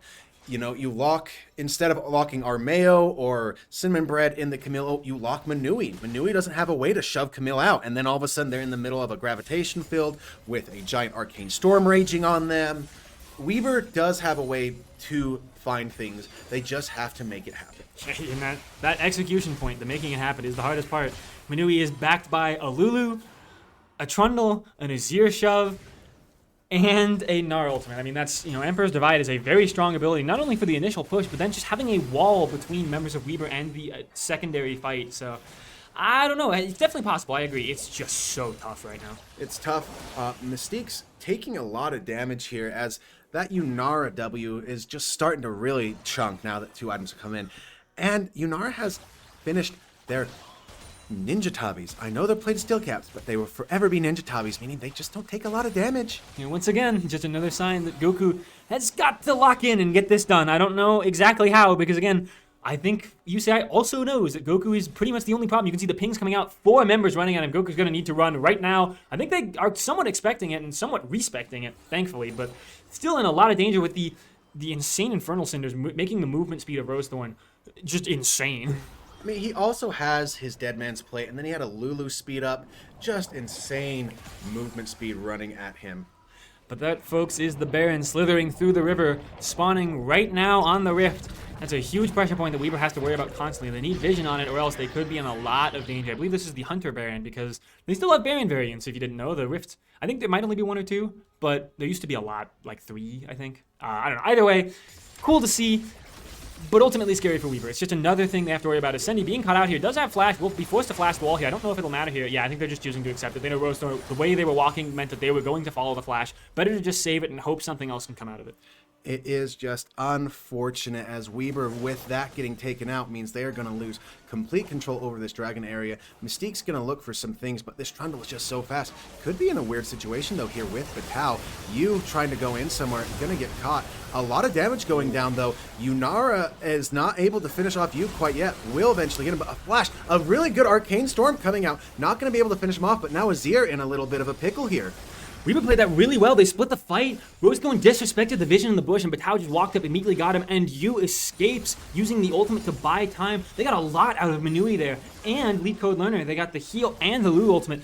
So what looked like would have been a Baron for UCI is fully denied, and they trade their AD carry for the enemy jungler. Not too bad. And now Goku is going to be able to go up into the Gnar, deal with him, as range against range is much better for Goku than it is for Camille. And he is going to simply keep stacking on his passive. He's halfway there to his final glorious evolution. Very exciting. That means he's got the slow on all of his abilities now as well, right? Something to forget about the W evolve. It's not just slow in the pit, which it used to be.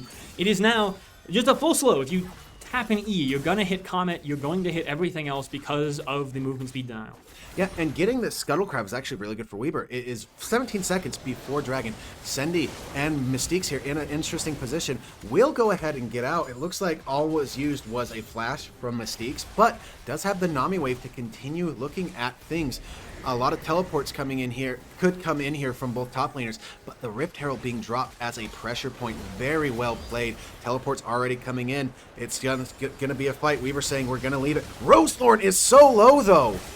It looks like Weaver's just trying to play out this poke fight, like I mentioned. Weaver is hoping that Goku can land the E's and you can stay alive for long enough. You can see the Victor damage is absolutely insane. Batao choosing to go in. We'll go in on the Gnar, though, unfortunately, who's about to hit Mega. I don't know if this is worth it, and Cinnamon Bread hits an insane shove. The Arcane Storm hitting absolutely nobody. Can they get a kill ahead of time? Sendy trying to go in. If they can get Manui, there's potentially a huge fight here, and they get it! With Sendy's going in even further, they get the Lulu as well, and that should be the fight served for them. Rosethorn has no subjugate, Armeo has no ultimate, and it's a beautiful fight from Weaver. They land all the poke they need to. A pillar denies the ace, but it's finally their third Drake of the game, and the fight swings in their favor. And boy, did Weaver need that. It is such a huge swing. Shutdowns going over, exactly the fight they needed.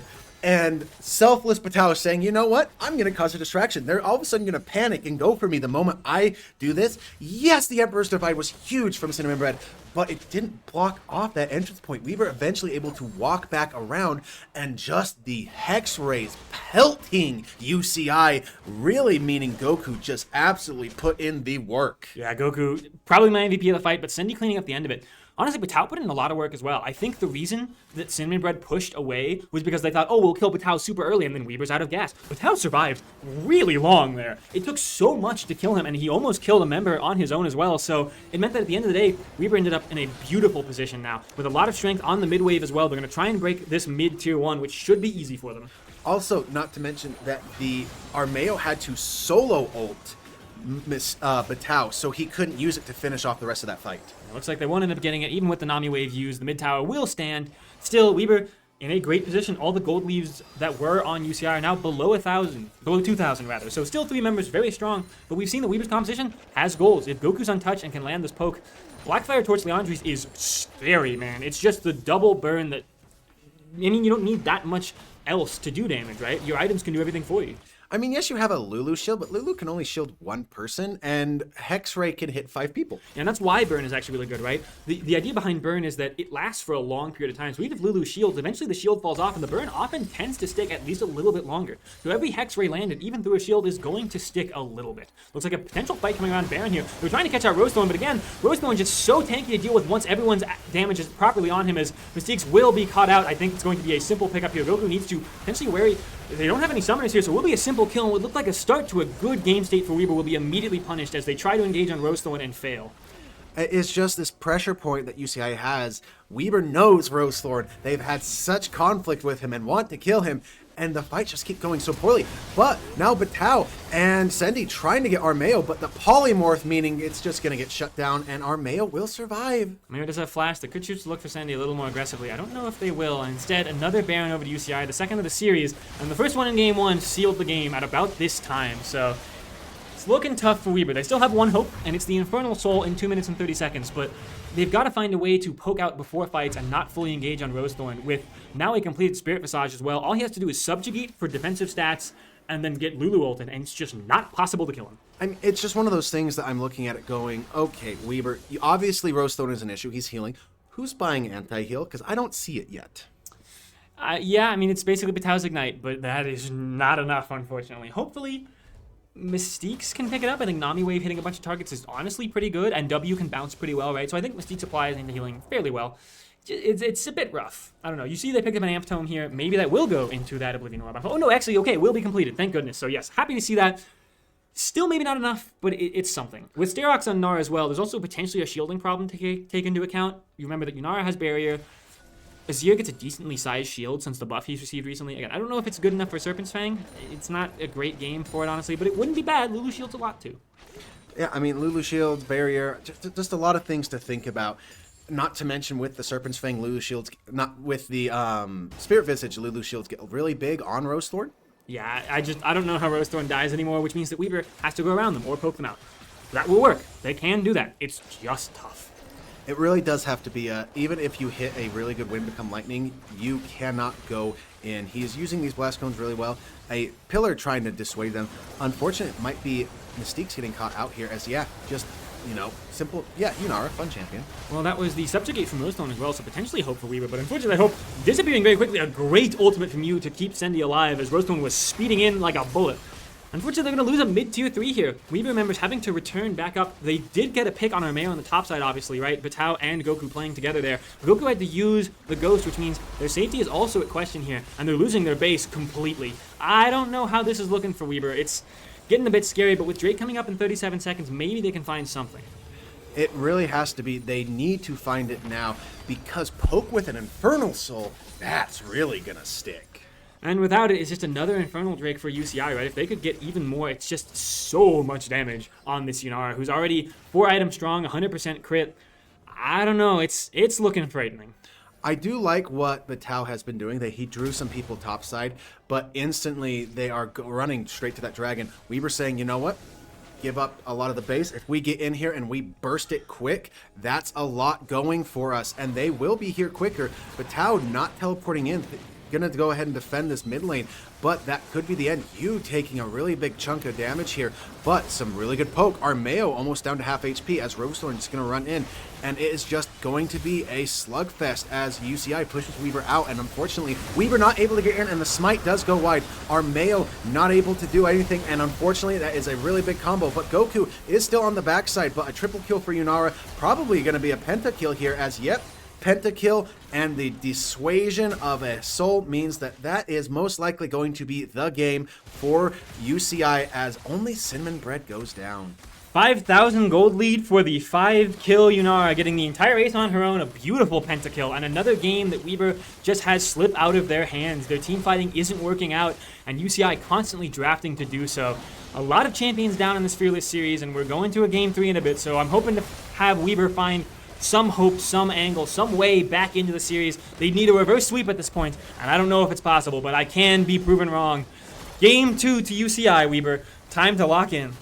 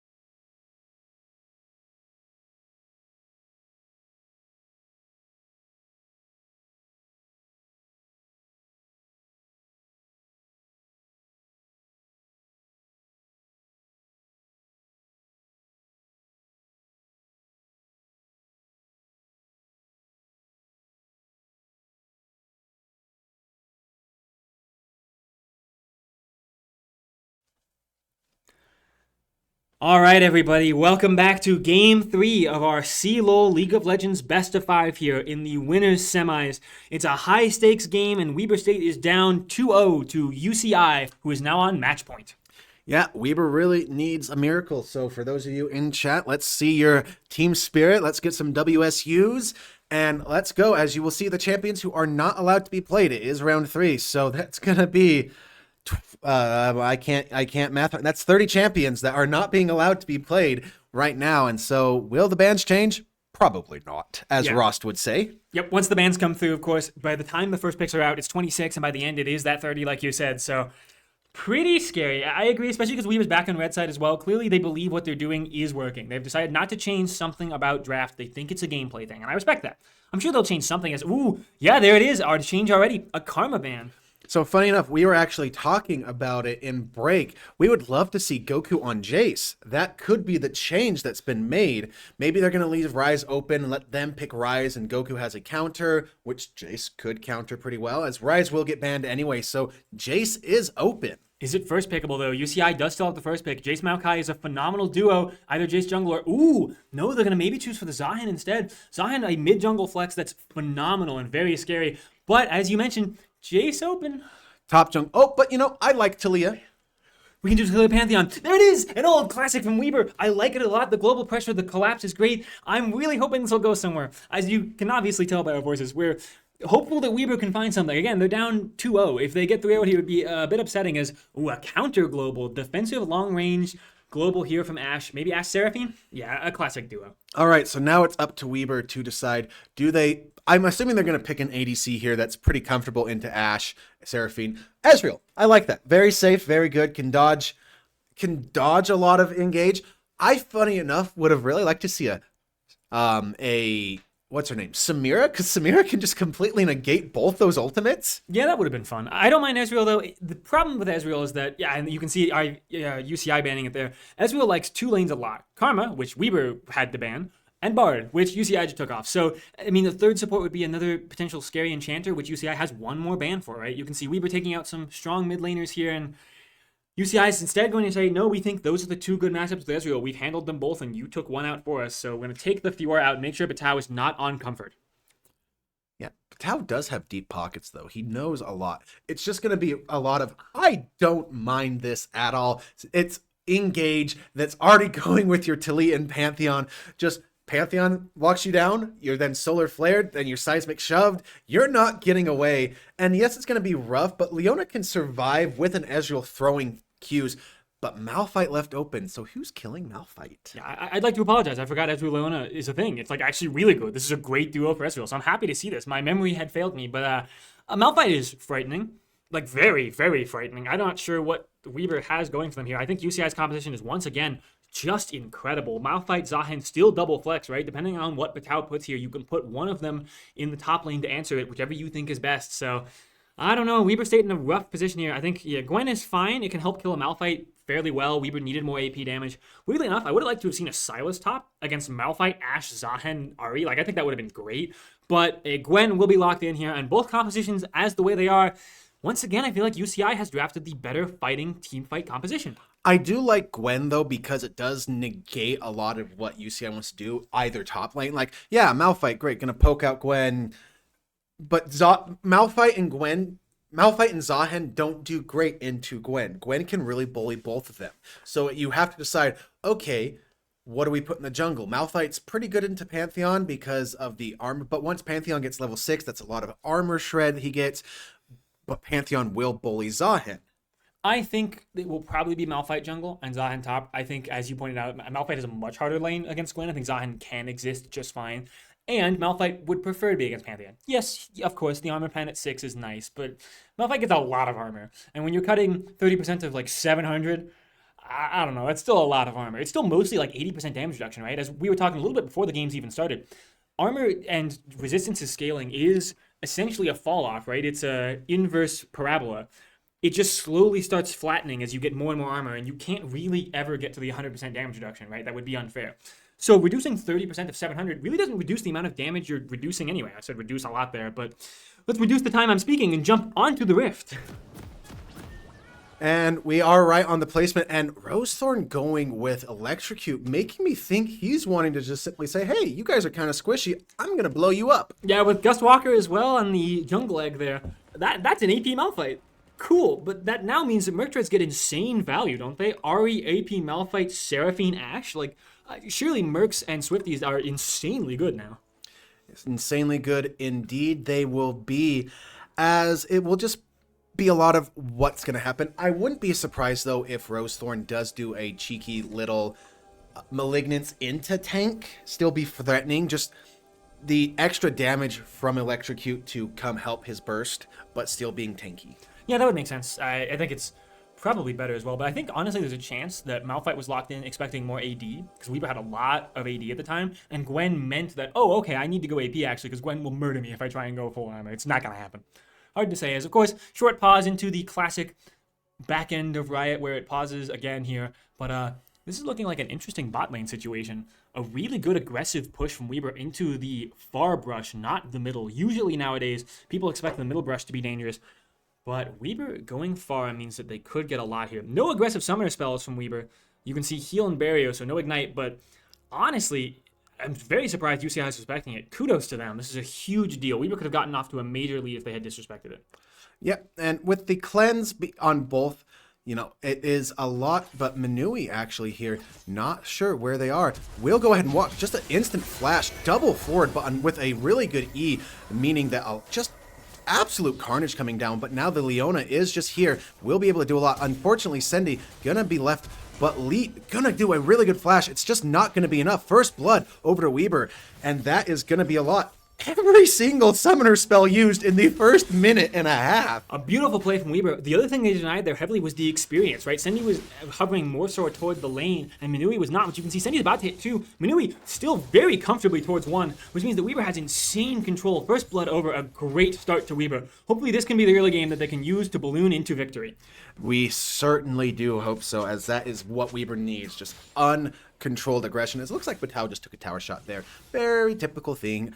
I think that it's really weird. The extra 10 or 100 range, I can't remember the exact numbers that towers got, is so deceiving for those of us that have muscle memory. And you're like, why did that tower hit me? Yeah, it was functionally no range, like 10 to 50. But there's an insane amount of muscle memory built up by these great players that know exactly the spacing they need to have to not get hit by tower, and suddenly that spacing's gone. It's really easy to accidentally walk into tower nowadays. I've done it way too many times, as Pantheon does still have a very good fast clear, but so does Malphite. Even after the nerfs he got, still does a lot. Goku doing Goku things. We haven't seen him on Talia in a long time. It's really nice to see it back. Yep, I totally agree. I will say I think Malphite jungle clear is still phenomenal. A lot of Malphite's nerfs he received were more late game oriented, like a really long cooldown on his ultimate, making sure that his scaling isn't as great. I believe his W armor was cut down quite a bit, or his AoE on W was also cut. As Weaver once again going for an incredible play. Again, they know that all summoners are gone, and Manui goes down again. Leona Ezreal, folks, this is why you like to see it. I don't know how this slipped my mind during draft. It's an incredible duo. You know, and funny enough, when you're like, who else goes with Ezreal? I'm like, you know, a melee that can lock them down, so these arcane the mystic shots just hit, or arcane barrage will just hit. I love what Weaver's doing. They have just so much map pressure, the arcane barrage as a dive coming into Armeo. Let's see how you like it, buddy. Reminder that Batao has ignite, so they're just going to go for a very fast burst. But again, you taking Cal for a little bit too long. They get it and deny a little bit of experience and gold here. Batao will get a lot of gold as well, but Armeo trading back uses their flash to escape, and Weaver uses the flash ignite. Still mostly favored for Weaver though. Scary play that ends up working out in their favor. You know, teleport going to come in here from Armeo. They're going to try to stop a lot of things from going in, but overall, it gets you ahead, you know, it gets you and Batao a lot. As Manui, I'm not sorry, you know, I'm Weaver favored, as you deserve this for the last 2 games you gave us. I mean, Manui's been absolutely carrying here, so I'm happy to see Weaver popping off here. They need to be very careful here. Sendy getting a bit low, doesn't have barrier.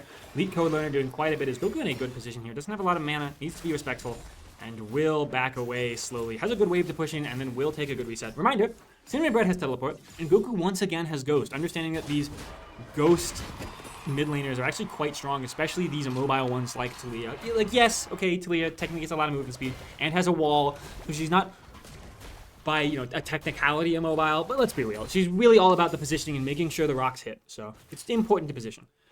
It's all about the rocks, people. That's what we're happy about. And one of the things I do find interesting that I didn't realize at first, Goku went first strike. Whoa, so yeah. he's going for that. Hey, I know that I like to scale on this champion. Well, what if I got some free extra gold to scale even faster? I like to see it.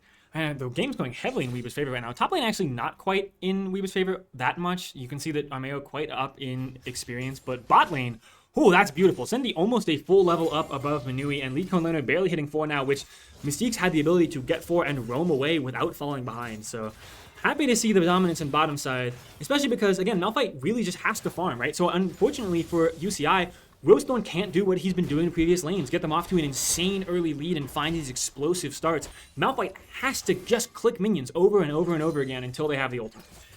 But once he does, you better believe he's going to start looking for some engages.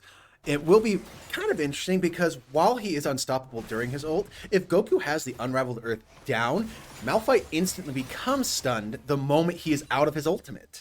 So that could be at least, something to hope for. Is you can see Rosethorn 5 and a bit here, trying to get 6 maybe off the bottom wave. A lot of members of UCI on the bottom side of the map here, making pings, trying to communicate that they'd really like this Drake here. They've known Drakes have been a big part of the series, but once again, Weaver here on the bottom side using heal to go forward as the enemy heal comes out as well. Weaver trying to get as much as they can, and here comes the ultimate from Goku. Maybe they can catch out Rosethorn. No, instead they're just going to catch out the support. A great play here. Unfortunately, Rosethorn still doing a decent job at tanking. You can see despite the electrocute, is building tank components.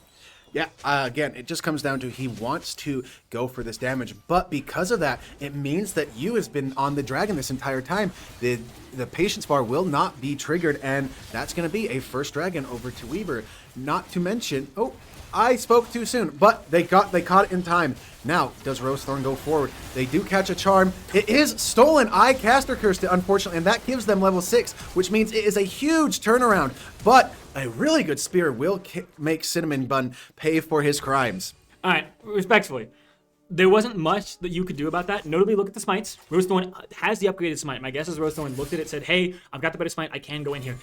The problem is you should know that, right? Like, this is the 4th game in a row or something like that. 3rd game in a row, rather. That this has happened, and it's becoming a problem for Weaver. They cannot secure these Drakes in the smite fights. Rosethorn is just, respectfully, out-jungling.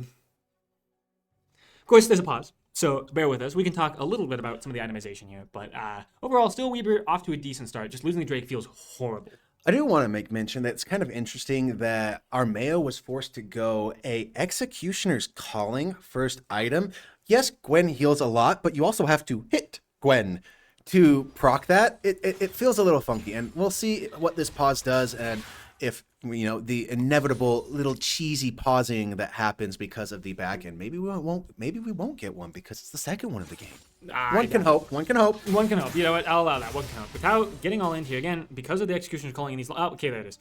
Because of these long extended fights, Batao really can't all in anymore, even with the ignite. I would argue that Armeo just quite a bit stronger. The best outcome that Weaver can cope about the Drake play is that at least Ashe and Manui and Liko Lerner got nothing. They got no assists as part of it. They were not there for it.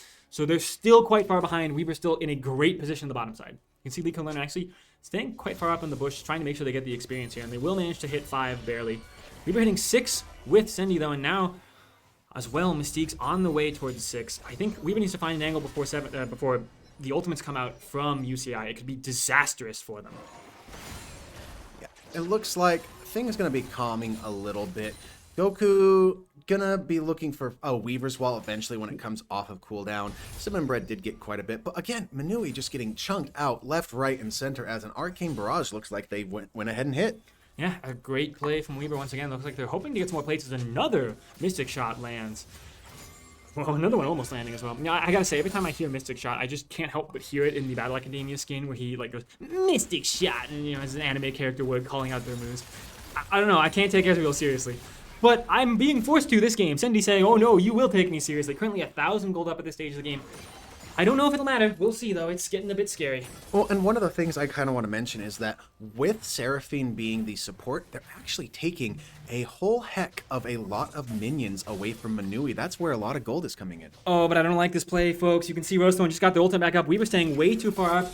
Ashe having the ultimate, and there it is. A nice E forward, but still will get hit by the Ashe. They're going to try and stun the Malphite, get what they can. Cindy actually going for the turn play, but again, I don't think that's a play that they win. Oh no, Weaver, there goes all of your lead. Once again, overstaying way too far. I feel like this is becoming a common theme for Weaver in this series. Maybe Mystique survives. Looks like they will. But again, just everything that they had that they were going for gone. And no, actually, Mystiques will not survive. Rosethorn can use the unstoppable force. And yeah, that's another death. In hindsight, again, it's the dragon for the grubs. Weber does like that. They will be able to do a lot. It's just unfortunate. There is just so much gold that went back over. Weber still can do a lot here in the bot lane. Ezreal, Sendy, going to be able to pump out a lot of damage, almost to his Triforce. And he's just a couple more items here, and that's going to be a pretty big power spike for him. The gold lead in the bot lane functionally disappeared. Yes, Sendy has still a 300 gold lead, but that is, it just doesn't matter, right? That's like boots of a difference, and I don't know, man. It's just really unfortunate to see that play work out. I think there's still hope. Like, Weber's competition is really good. Leona, Pantheon, Talia is really annoying to deal with, and Gwen can cut through an enemy composition in the late game. But it's starting to become, it needs to be the late game at this point. Yeah, and Rosethorn actually going for a really interesting build here. Zeke's Convergence first. A good item. I think it's very smart on Malphite. It's what he takes a lot, right? It means that you can AoE slow after you land your ultimate, not just a Q slow on one target. It makes Malphite really annoying. It's a necessity almost after the Malphite nerfs that were a while back with his ultimate cooldown, right? The new ultimate haste it gives this season is really helpful. Yeah, if you did not know it, folks at home, the Zeke's Convergence now gives ultimate ability haste. There's, the dive coming in here on the bot side, but a teleport comes out as well. We just need to take the teleport, accept that that's enough, and walk away. Hopefully not end up dying on their own here. They did get Cinnamon Bread's teleporting, so it's not bad, but still getting chunked out quite heavily. You need to run. Rosethorn on the way down with an ultimate in 6 seconds. It's low enough cooldown with the Zeke's Convergence that Weber's play will fail, but they at least get a teleport. Really good for them because Goku is left in this mid lane to farm up. Yes, it doesn't do much, doesn't get too much on the tower, but it allows him to start possibly looking for a roam now that Cinnamon Bread can't follow. That's a good point, yeah. You've got the Weaver's Wall potential always available now. Goku trying to hit the first strike gold, looks like will not be able to hit it. Top lane, though, Batal getting a lot of damage on tower here. Looks like Armeo had to take an interesting recall, so a decent play from them. Yeah, looks like with Batal's ultimate used, seeing the needlework on cooldown means that a plate or two for Batal, a little bit of a gold lead going. We were still slowly gaining a lead a bit at a time. Just doesn't seem like it's enough. We say it doesn't seem like it's enough, but until we see it slip away, we're going to believe. What else can we do, right? I 100% agree with you. You got to believe, folks. Batal needs to believe that he can die right now without Ignite and Needlework as well. So backing up carefully. Again, we were playing carefully. They are a defensive composition, right? You has the Aegis Assault to dodge a lot of the damage. Goku has insane movement speed and the Seismic Unraveled Earth, rather, to be annoying with. Leona's just tanky. I mean, that doesn't need to be explained. And both Ezreal and Gwen can dodge a lot of spells. So they're quite defensive, but can they find the offense on this Drake fight? They're going to need to, as Hexflash being channeled by Mystiques. Remember, Rosethorn has the Unstoppable Onslaught once again. Sorry, the Unstoppable Force, rather. Okay, Mystique's walking up, trying to hit a spell here. Can Sendy get the damage off? But there, the Malphite ult used maybe earlier. The Unraveled Earth catching out onto the Ahri. Sendy is not stunned here, but unfortunately can't follow the Ahri over the wall. Already used the E, is stunned, not stunned rather, can't find the flash though, and will end up dying. Another fight, once again, not going in Weaver's favor around a Drake. It just seems to be the theme of the series, folks. Yeah, and some really good Unraveled Earth and Seismic Shoves, but unfortunately, Goku just not online yet. Only has boots and a Lost Chapter, just does not deal damage. And we just hate to see it. It's not what we want to see. The fight is going so poorly. Ezreal not able to get the damage down. Ahri being too slippery, too frustrating to deal with. Yeah, I mean, I think it's just these Drake setups. Weaver needs to get there sooner. They've often had to walk in and just end up dying due to the insane mobility and CC that UCI's compositions have had multiple times, right? Some games it's tanky CC. Some games it's fast mobility and easy plays. This game is a bit of both, and Weber is struggling to find the angles. The gold lead will only ultimately go even, but again, it's a Drake game, right? We are 2 Drakes down on Weber now, and they're struggling quite a bit. In the top lane here, it looks like at least Batal has a little bit of a lead. It's just, the later this game goes, Armeo will start to win the trade. He'll start to win the trade, but I mean, there is a lot that can still be done. Gwen still scales unbelievably hard, gets that Dusk and Dawn, gets their second item, their Nashor's Tooth, and then they just start to shred anyone they fight. Yeah. So we'll see how the game plays out. I think it's still, again, optimistically hopeful. Weber's up 100 gold. Yay! That's something. They have 3 grubs. So again, the side laning, pretty good. Gwen and Talia are both great side laners, especially with Pantheon, Ezreal to try and help from far away. Goku needs to be a bit careful here. It looks like Rosethorn walking down. They want to go for a dive here. It's really easy with Malphite, right? You're incredibly tanky. Nothing really stops you. Yep, okay, they won't even need to dive. Goku just being caught out way too easily, too far up, and dies without the need for anything other than 2 low cooldown ultimates. Yeah, especially now that Malphite has his protoplasm harness.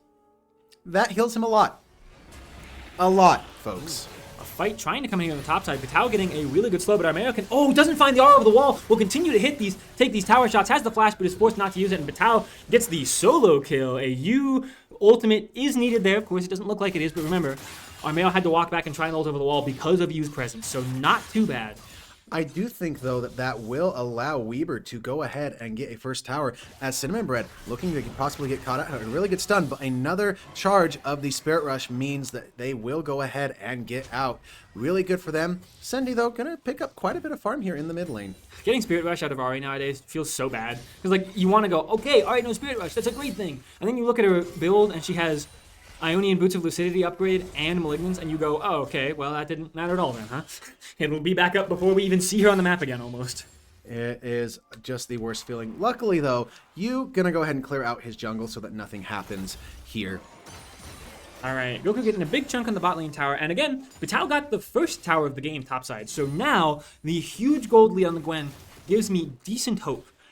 I'm hoping, specifically, that Malphite's engages, Rosethorn won't find the great engages on Vitao, but remember, unfortunately, the way the Hallowed Mist works for Gwen is that it only blocks targets from outside. If Malphite R's in, it still counts, right? He's in the mist once it hits. Yeah, but at that point, my thoughts are is Vitao just simply doesn't group up. Like, he is a separate target. Make it so that Malphite can never hit him and the rest of the team. So you choose, oh, do you want to ult on the rest of Weber, or do you want to kill Gwen? Good thinking. I hope that they pull that off as well. It looks like Vitao going here on the bottom side needs to respect, again, the multiple man collapse down here. Need to respect a potential everything, maybe, as Vitao trying to go in here. They need to watch for Asher and the Malphite incoming. Can they get the kill on the lead code learner fast enough? No, and Vitao will get clipped. Oh, they almost got the kill onto lead code learner, but again, Gwen goes down. Weber going once again far too aggressively and are punished for it.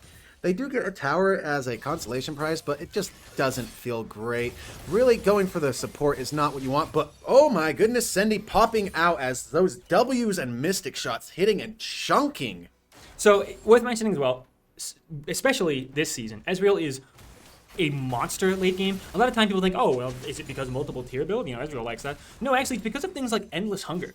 Ezreal's Endless Hunger has no cooldowns on any ability. It is the most broken thing I've seen in a long while. If Ezreal makes it to 6 items and the game goes long, he can kill pretty much anybody, including tanks. We've recently played a game where we saw an Ezreal murder just everyone in sight. It's very fun, very good. It does help that he has, you know, those 6 items so he can just get to absurd amounts of power, as Mystiques has to be a little bit careful here. This dragon is so important. It's coming up in 30 seconds, but UCI here first. Once again. The only benefit that Weber has, hopefully, is that all of the ultimates are back up because Gwen Needlework is a low cooldown, and Seraphine ultimate is not up. That is a long cooldown, which means that team fighting can be a little bit easier, and they're choosing to go in onto the Ashe. Here comes the Rosethorn with the ultimate, but a great stop means that they can at least be really annoying. The chain CC coming through, but they need to not stack up, and unfortunately they do a little bit. Still, they're doing a lot. Rosethorn's still very low. The teleport comes in from Vitao. Can they get the damage off? The CC is still a lot, and the slows are immense, but Weber managing to win the fight. The charm hitting onto you means maybe the difference maker. The actually design ultimate not really hitting anybody, and it's a fight of inches here, folks. No one dying, but health bars all insanely low. The downside, you dropping low means that they need to reset, and the healing from lead code learner is too much. It looks like despite everything, UCI winning out in the fight. Oh man, not what we want to see as Weber fans.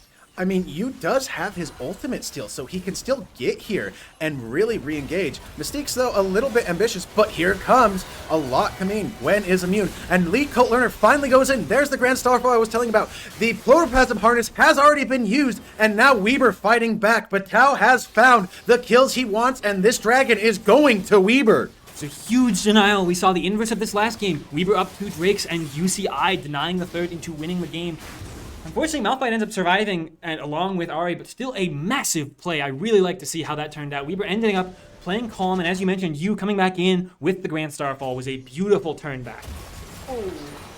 We just had to say, I mean, there's a lot of damage in the shutdown. The healing, there is no anti-heal from Cinnamon Bread. Yes, there's a lot of damage coming in, but Tao is still just playing on a knife's edge.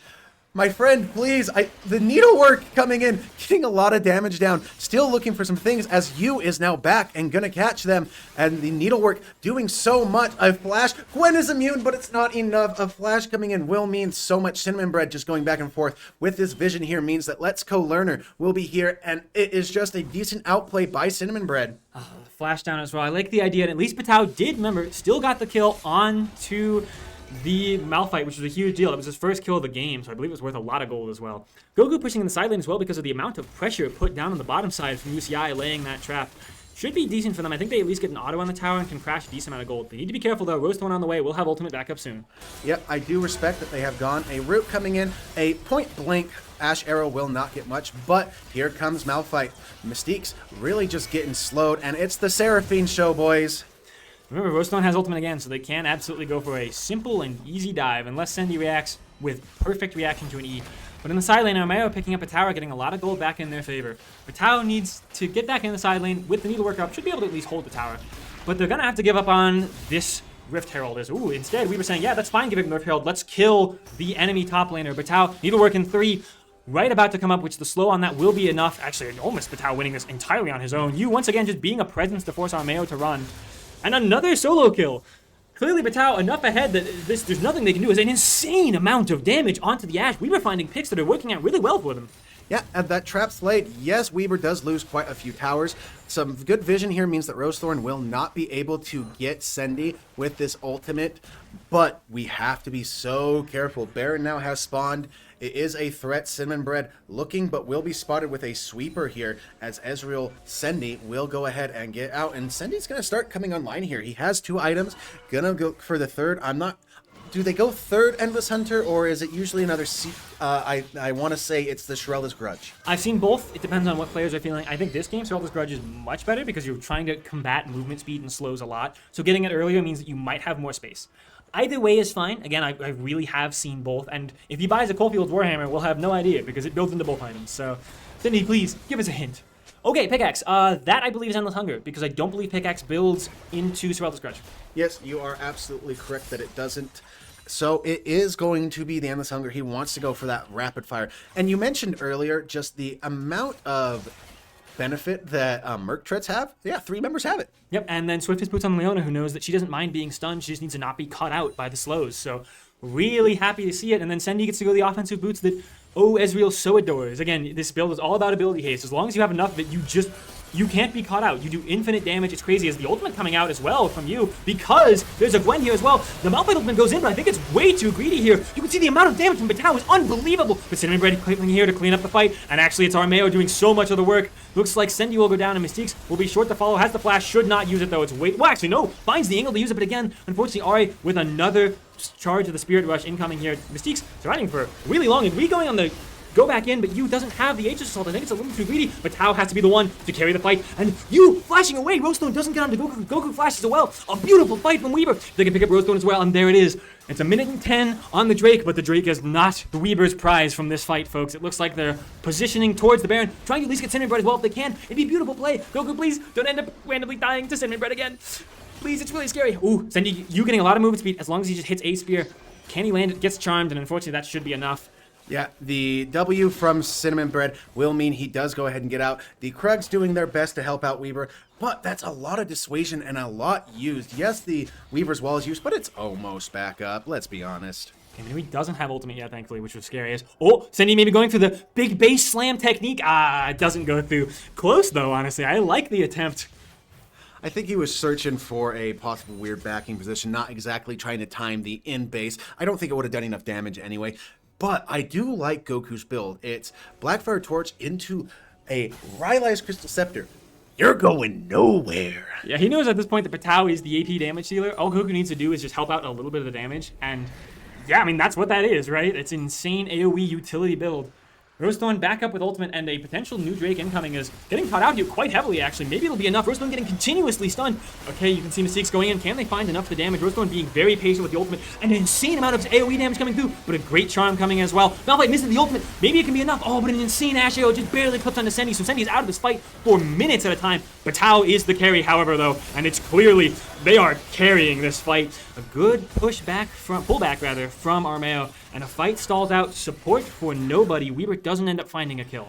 But they do burn our Mayo's passive and the Protoplasm Harness. No Malphite ult means that there's still Grand Starfall, and Weaver still thinking they can do things, but Tao trying to do a lot. Gwen is immune, everyone. Gwen's about to be not immune though, and I think it's a little too early. You had the reset, doesn't have the ultimate up yet, and just a fight that doesn't go in their favor. I think Weaver played a little aggressively, had to maybe give them the Drake and then go for the fight afterwards. Didn't choose to do that. It's a great seismic shove, but will it convert into anything? Actually, maybe it will. You choosing to go in. There's going to be a great turn on the fight again. Senji doing unbelievable damage, raining down the shots over and over. You trying to catch on the Ahri. Will she actually be caught this time for once? No, she once again gets a clean kill, and there it is. Finally, she perishes.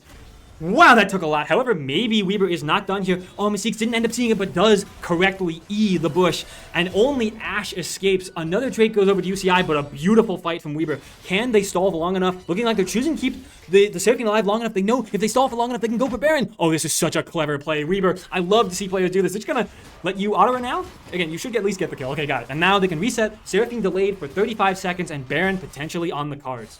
Yeah, and now back in mid lane, Sendy gonna end up losing the tower because Ashe is there to do a lot of damage, but will pick up as Weaver is not giving up without a fight. Yes, Batal went into that dragon fight a little bit too early, but it still works out. The Grand Starfall coming back in from you has done so much these last two dragon fights. Unfortunately, UCI should know that Weaver's on this, right? But when you delay a Seraphine like that, like obviously you know what that's leading to. It looks like however they're going to respect it. Yes, Cinnamon Bread has teleported and ult, but they just can't really fight right now. The benefit of Weaver's composition, which we're really starting to see in these fights, is the repeat skirmishes. UCI's fight is very much a gunshot, right? You shoot the Malphite ult, the Ahri ult, the Ashe arrow, but all those don't come up that fast of a cooldown, whereas Weaver has these repeated constant re-engages. Ezreal is slippery, Mystiques is really hard to deal with, Batal ultimate is really fast cooldown, so happy to see Weaver play to their strengths. In fact, Batal now also, sorry, not Batal, I was gonna say Mystiques has his own Zeke's convergence, so his solar flare is up really frequently, and the Endless Hunger now for Ezreal completed. But that needs to be a bit careful. I think the the three members now of UCI that are up here, that are beautifully spotted out by a vision cone from Batal, immediately cutting off the play and denying both Rosethorn and Lead Code Learner a ton of their time. I mean, that's rough to deal with now if you're UCI. You're trying to deal with a Baron push, trying to punish a member, and it's immediately denied. Batal gonna go ahead and back, and it looks like he goes ahead and stops his back. Not quite enough gold to finish what I'm trying to think what that Hextech Alternator is gonna build into. Could be a bunch of different things, honestly. Shadow Flame would be my guess. Shadow Flame would be really good, really amplify his damage.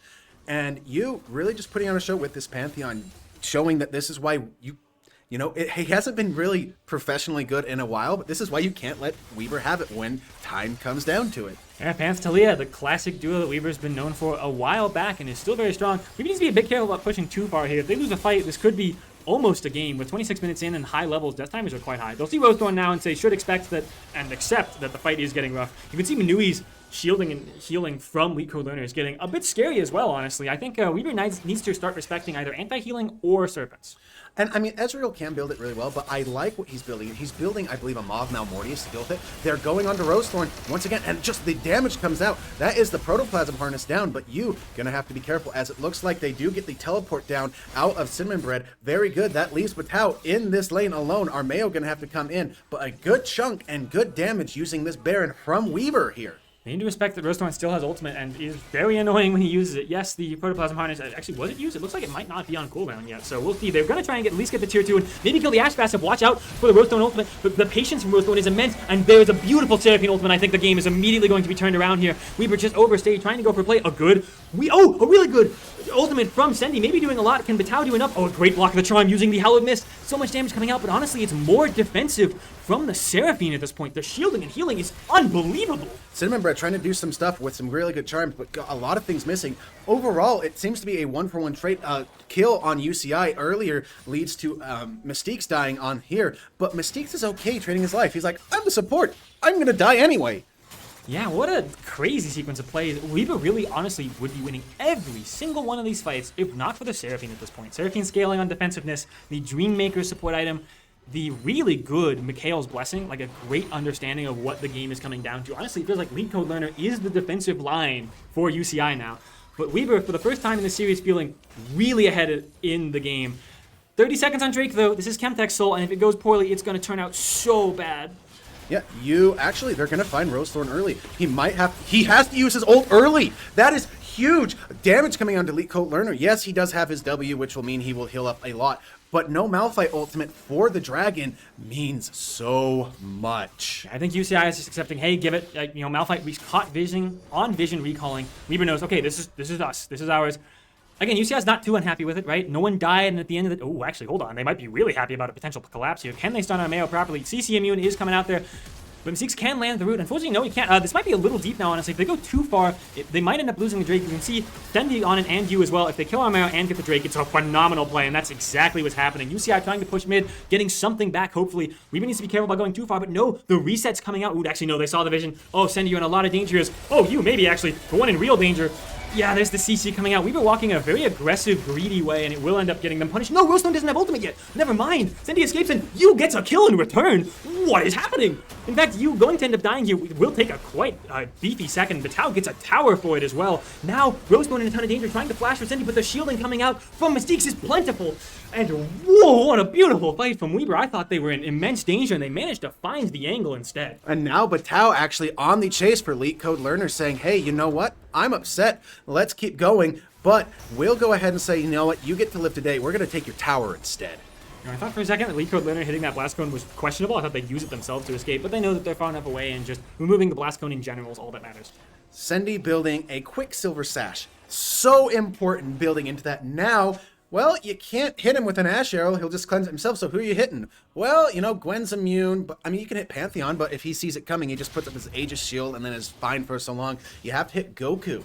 Reminder that Sendi's build is actually sneakily, insanely frustrating to deal with. The ability haste from Endless Hunger is disgusting. The Omni Vamp and the tenacity from it as well, also infuriating, right? You get increased, wow, a good amount of damage from Sendi. Again, I'm so happy we get to talk about it for once. I've wanted to see this build on the stream for a while so we could discuss it. Ezreal is a menace this late into the game. I mean, and Batao is almost 4 items. He almost has his Void Staff finished. He is going to shred anyone he looks at.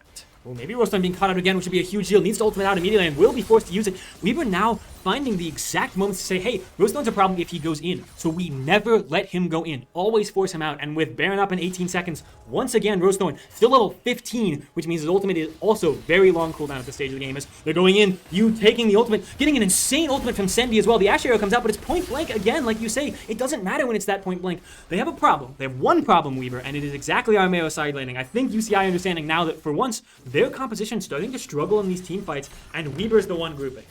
Yeah, and it really comes down to who do you send back. Right now, they're going to send Goku back. They have more than enough damage to deal with it. Mystique's simply left to deal with all the funny things. Goku does go ahead and get back. Will then have empowered Baron minions. I don't believe the mid tower, this bottom tier tower, will go down, as Armeo actually could possibly have stayed a little bit too long. Goku gonna respect what a Zahen can do and simply say, you can take a tier 2, but you won't take a tier 3. Weaver really scrapping and fighting, and now Batao, level 19 with Baron, is simply going to say, oh, hey, guess what?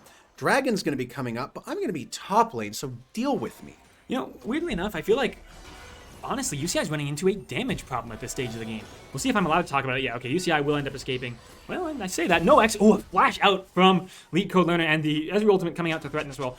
As I was saying, I think genuinely UCI is running into a damage problem. Armeo only has 2 items, 2.5 with some anti-healing. Rosethorn is full tank. Yeah, okay, obviously, you can get a little bit of extra damage from some of the items they have, but still, it's basically Cinnamon Bread, because Manui is not long enough range and is down a bit in items, so it really comes down to Cinnamon Bread. Because your Seraphine support, your Malphite supporting, and Armeo is behind, how do you kill someone? Especially when Sendi can cleanse it and heal up a bit slowly with the Omnivamp. It's getting tough. Well, and it's one of those things is that unless you absolutely hit him with the wombo combo of Malphite into Seraphine, he's getting away. Yeah. So I'm really liking the way we was playing this game. They still have Baron. You can see Batao in a decent position, but UCI forced to reset, understanding that, hey, we can stay and try and kill a Gwen. Gwen probably kills us, A, and B, then we lose too much pressure elsewhere on the map. And now it's one of these things where Weaver has such good vision and UCI doesn't. And Weaver just simply saying, hey, we'll sit here, as Goku gonna have to use his flash to avoid getting Ash Arrow there, but still really good, as Gwen is going to be pressuring the bot side. And now this top tower going to start going down. Armeo fighting off more than he can chew, possibly a really good wall. Will go ahead and get away, but Tower going down is so good for Weaver as Batao is just continuing to push. And while Baron play is up, Goku flashing for an exchange of Ashe ult and Ari ult. Yes, obviously they're not that long cooldown, but when multiple members are pushing hyper aggressively on Weaver, it is worth it. You get enough time to get a bit more gold, farm very well, and pick up some insane items here. You can see that Batao has a potion in the inventory they haven't had to use. We'll be able to pick that up soon. You building toward a GA. We talked about the damage problem. What happens if you have to kill a Pantheon with Aegis Assault, Sterox Gauge, healing from Sundered Sky, and twice? Yeah, it's going to be frustrating. Oh, Manui now going to get slowed here. Will cleanse, but going to have to flash as well, as it is just not going to be enough. You simply saying, you know what, you're going to die. Uses the Quicksilver Sash. No, not the Quicksilver. The Mikhail's used there. The cleanse used there, and it's just not enough. You are going to die, my friend. And Weaver saying, you know what? No, this is going to not going to end. We are going to take this game. It is going to be a fight back in as Weaver really just duking it out. It's not over yet. Weaver needs to be careful. The punishment, the greed of UCI being heavily punished here. Multiple members are trying to go aggressive, hoping that Weaver wouldn't get much, and then double teleports forced out immediately here. Sendy just raining down damage. Look at these Qs landing. You can see that even though the enemy team is somewhat tanky, it's not tanky enough. The Baron about to fall off here. There it is. Will be falling off, and Weaver choosing that window to go in. Batao really untouched. Can kill everybody if Batao is allowed to play. You can see still full health. Cinderbread trying to go in on a Sendy, but I'm sorry, Sendy's only one half of the problem. Batao still alive, doing so much work, and Sendy and Batao together clean up the game with a double from you. This will not be a clean sweep for UCI, and Weaver, take one and begin the dream of the reverse sweep. We know that you'll be back for Game 4 just as we will.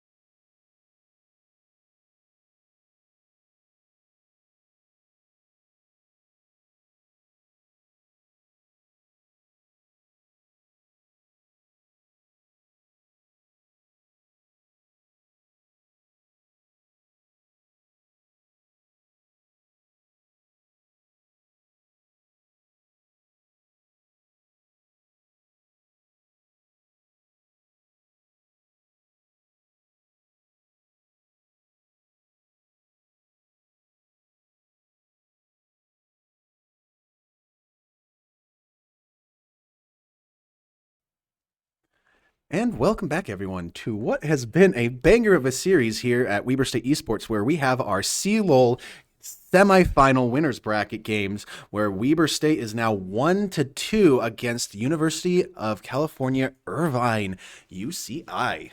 Look, I will not say anything that could betray a caster curse. I'm scared, but I have hope. And sometimes hope is the best we can have because I thought Weaver might be out 3-0, but they at least took one. That's good enough.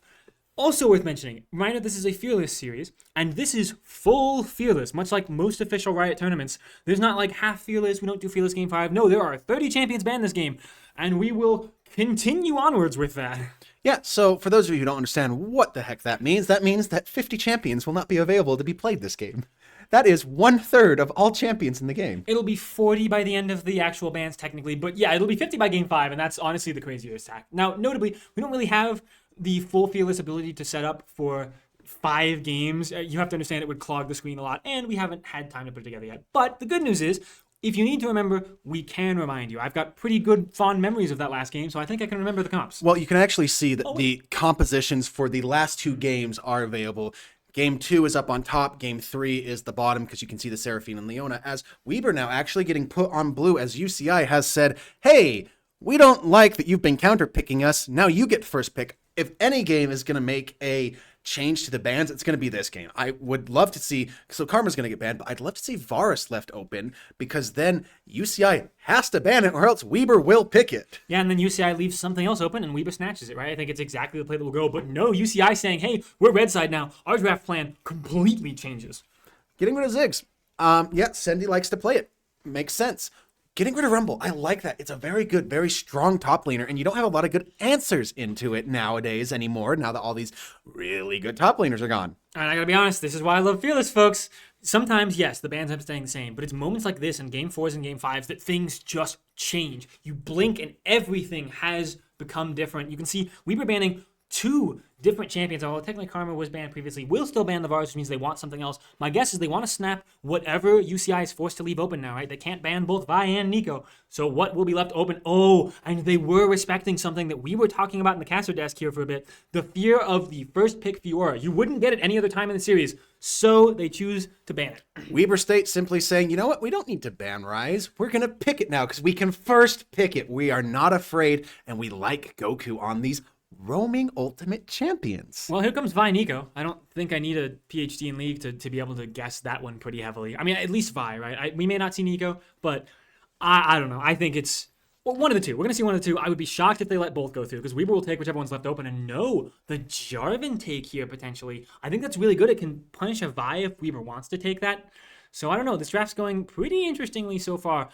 Oh, the cancer, the cancer. Well, the counter into Rise. So I actually really like Anivia, actually. You know, just in case you're wondering. It's such a good counter. It is very good. And it's double walls. You really just put up so many things. No one's getting it. Oh. Sorry, I didn't control that internal noise. This would be awesome.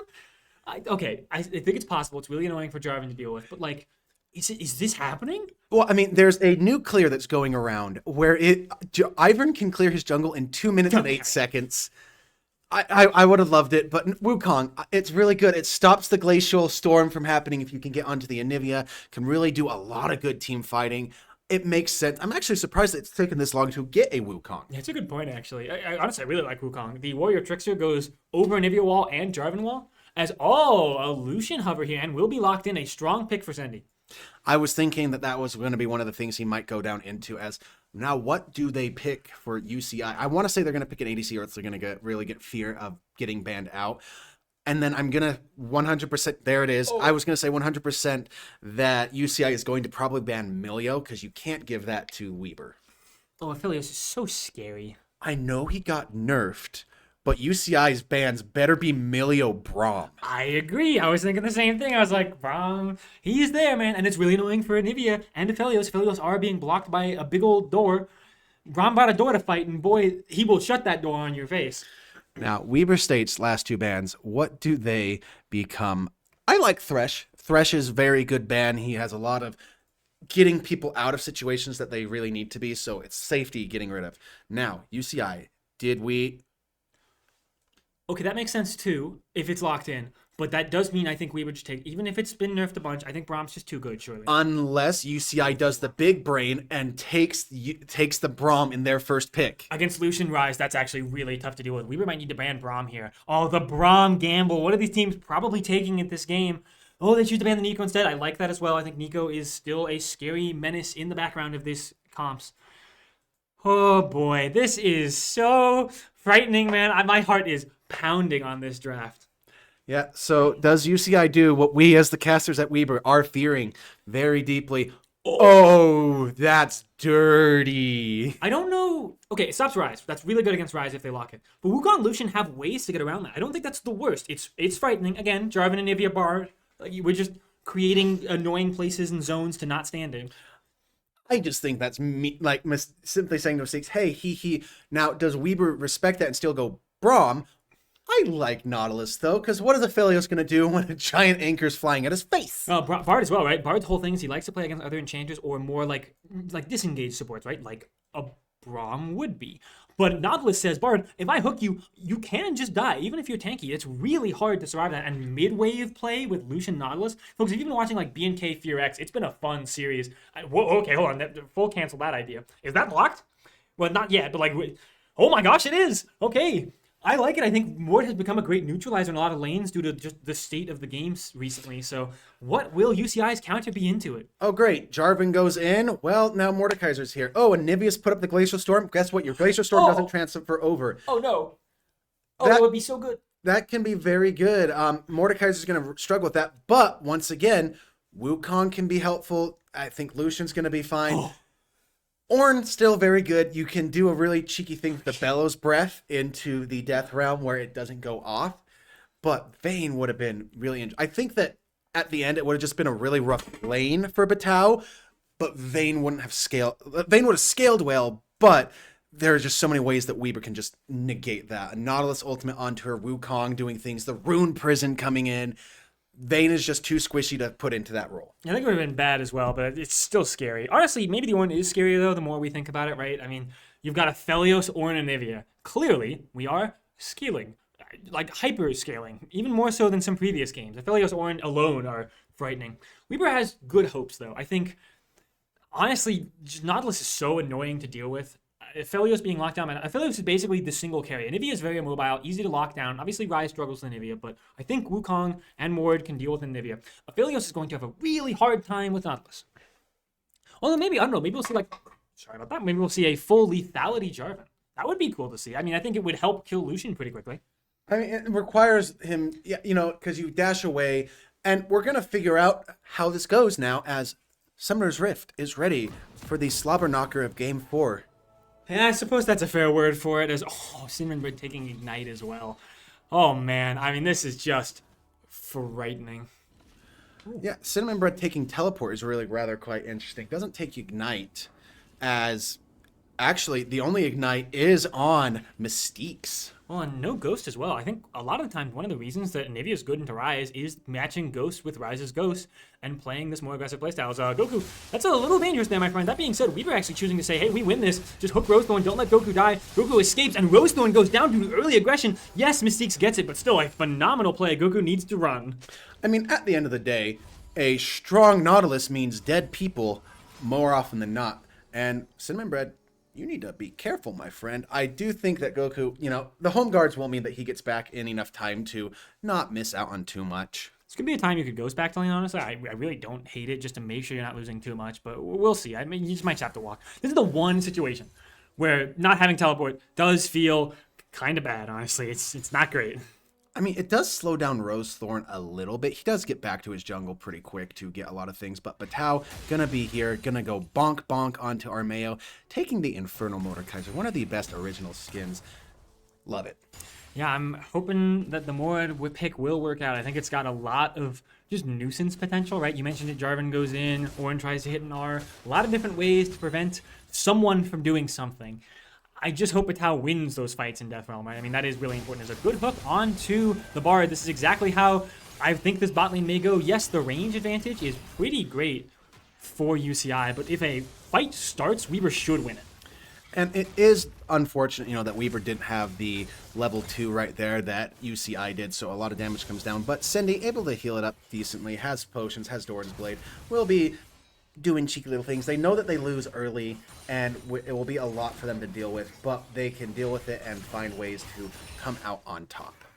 Meanwhile, in the mid wave, also what we'd expect, especially because Goku had taken early base, Anivia will win this lane. Yeah, if she doesn't, I would be shocked. That being said, again, without Ghost, there is a potential scare of a Wukong gank that just kills an Anivia, right? Anivia's very, very immobile. If she flashes, sometimes she can just still die. That's okay. I guess Goku, never mind, is winning that. I stand corrected. Maybe this lane isn't good without Ghost. I think there was a cheeky possibly E into Q into Rune Prison or something like that. The rotating spells that Rice can do that just caught Cinnamon Bread off guard. He is level 4, will get some wards down, but Goku is really not that far behind and winning. As speaking of winning, but Tao now back in the driver's seat where he had a really good game and really interesting ward placement, trying to catch an invade from this Jarvan. Oh, actually, an insane fight coming out on the bot side. Once again, as we mentioned, the moment a fight actually breaks out, Nautilus is just so much more useful than Bard. Forced to flash out Manui, and a double root comes out, which means that maybe Rosethorn can kill them a great amount of turn damage as well. I think Rosethorn might actually be able to have this. Just get rooted by Mystiques, and then Mystiques hooks out. Mystiques does not have flash, so we'll have to give up their death. A shutdown, unfortunately, as they had gotten 2 kills so far in this game. Unfortunate, but at the end of the day, Weber's still doing some pretty good things, getting what damage they need to. Checking bushes here for a cheeky little monkey that he will not find. It is a double crab? No, it's crab for crab. Yep, you got the top lane crab, and Grossman got the bottom. As Tao actually taking a lot of damage here. Going to pull back because he knows that in the extended fight it's actually pretty good for him, but still took a lot of damage there. Able to heal up with the Indestructible, his W. Oh, that's the name of the... I did not actually know that. That's quite cool. As great deep ward from Bard, immediately denied by Mystiques. Honestly, his mid lane feels like a high pressure point, but so is the bottom lane. Sendy doing fairly well, but the shutdown from... Oh man, the BF sword picked up on Aphelios from that shutdown. It's just... I don't know. Somehow the lane ended up worse. You say ended up worse, but if this Aphelios does get hit, he will die. Yeah, that's still the truth, right? Obviously, Mystiques without Ignite means that maybe it's a little more difficult, but I don't know. I'd like to believe it'll work out. And it just does. Lucian still is very strong, very good. He just needs to get to that Essence Reaver. A really good route here coming in. And just this damage coming in. A lot of damage reversed back. And Weber winning that trade heavily. Yes, Mystiques still has a lot of health. The Bard Shrine's doing what they can. Lucian, though, probably with the rune, is going to do a lot. As Goku going to avoid both the freeze and the flag and drag. He does have to use his ghost. And going back in, just aggressive. Still just taking in as the Rosethorn, hoping that the Q would still connect to the E that was down, but it expires right as he went for it. We were playing a little aggressively here. Maybe in this situation, namely exactly Goku. I mean, that was... I respect it, man. That was quite cool. As Weber in the bot lane still doing very well for themselves. We get to see that, again, I'm worried about this Bard pick into the Nautilus. Not as worried as I should be, maybe, because I'm a Weber fan. But I don't think Bard provides what you need to against Nautilus almost ever. Post 6, it'll get better, certainly, but it's just so frightening as an insane walk forward as Teeks knows, as long as they hit the hook on the Bard, and they almost do, forcing the Bard's flashing, Bard basically has to fully leave. Oh, but Aphelios has phenomenal guns. They have to fully respect that, needs to be very careful, and a teleport coming in from Anivia as well onto the bot lane as well. Obviously, it's not a long walk to mid lane, but still, it's not bad. And it's really good, as Weber was already in the process of leaving, they didn't want to continue that fight anyway. So a teleport burned really powerful for them, as Goku gonna get some pressure onto this tower, gonna get a little bit of tower plating, a good channel, a root, and Weber has to be a little bit careful here. Yes, really good. And Mystiques for the win. Bard will go ahead and go through, will not have the Cosmic Binding up in time. And Sendy, yes, you can have one, but make sure you give it to Mystiques next time. I was going to say, how generous of Mystiques to bestow a kill upon his AD carry. You're welcome, Sendy.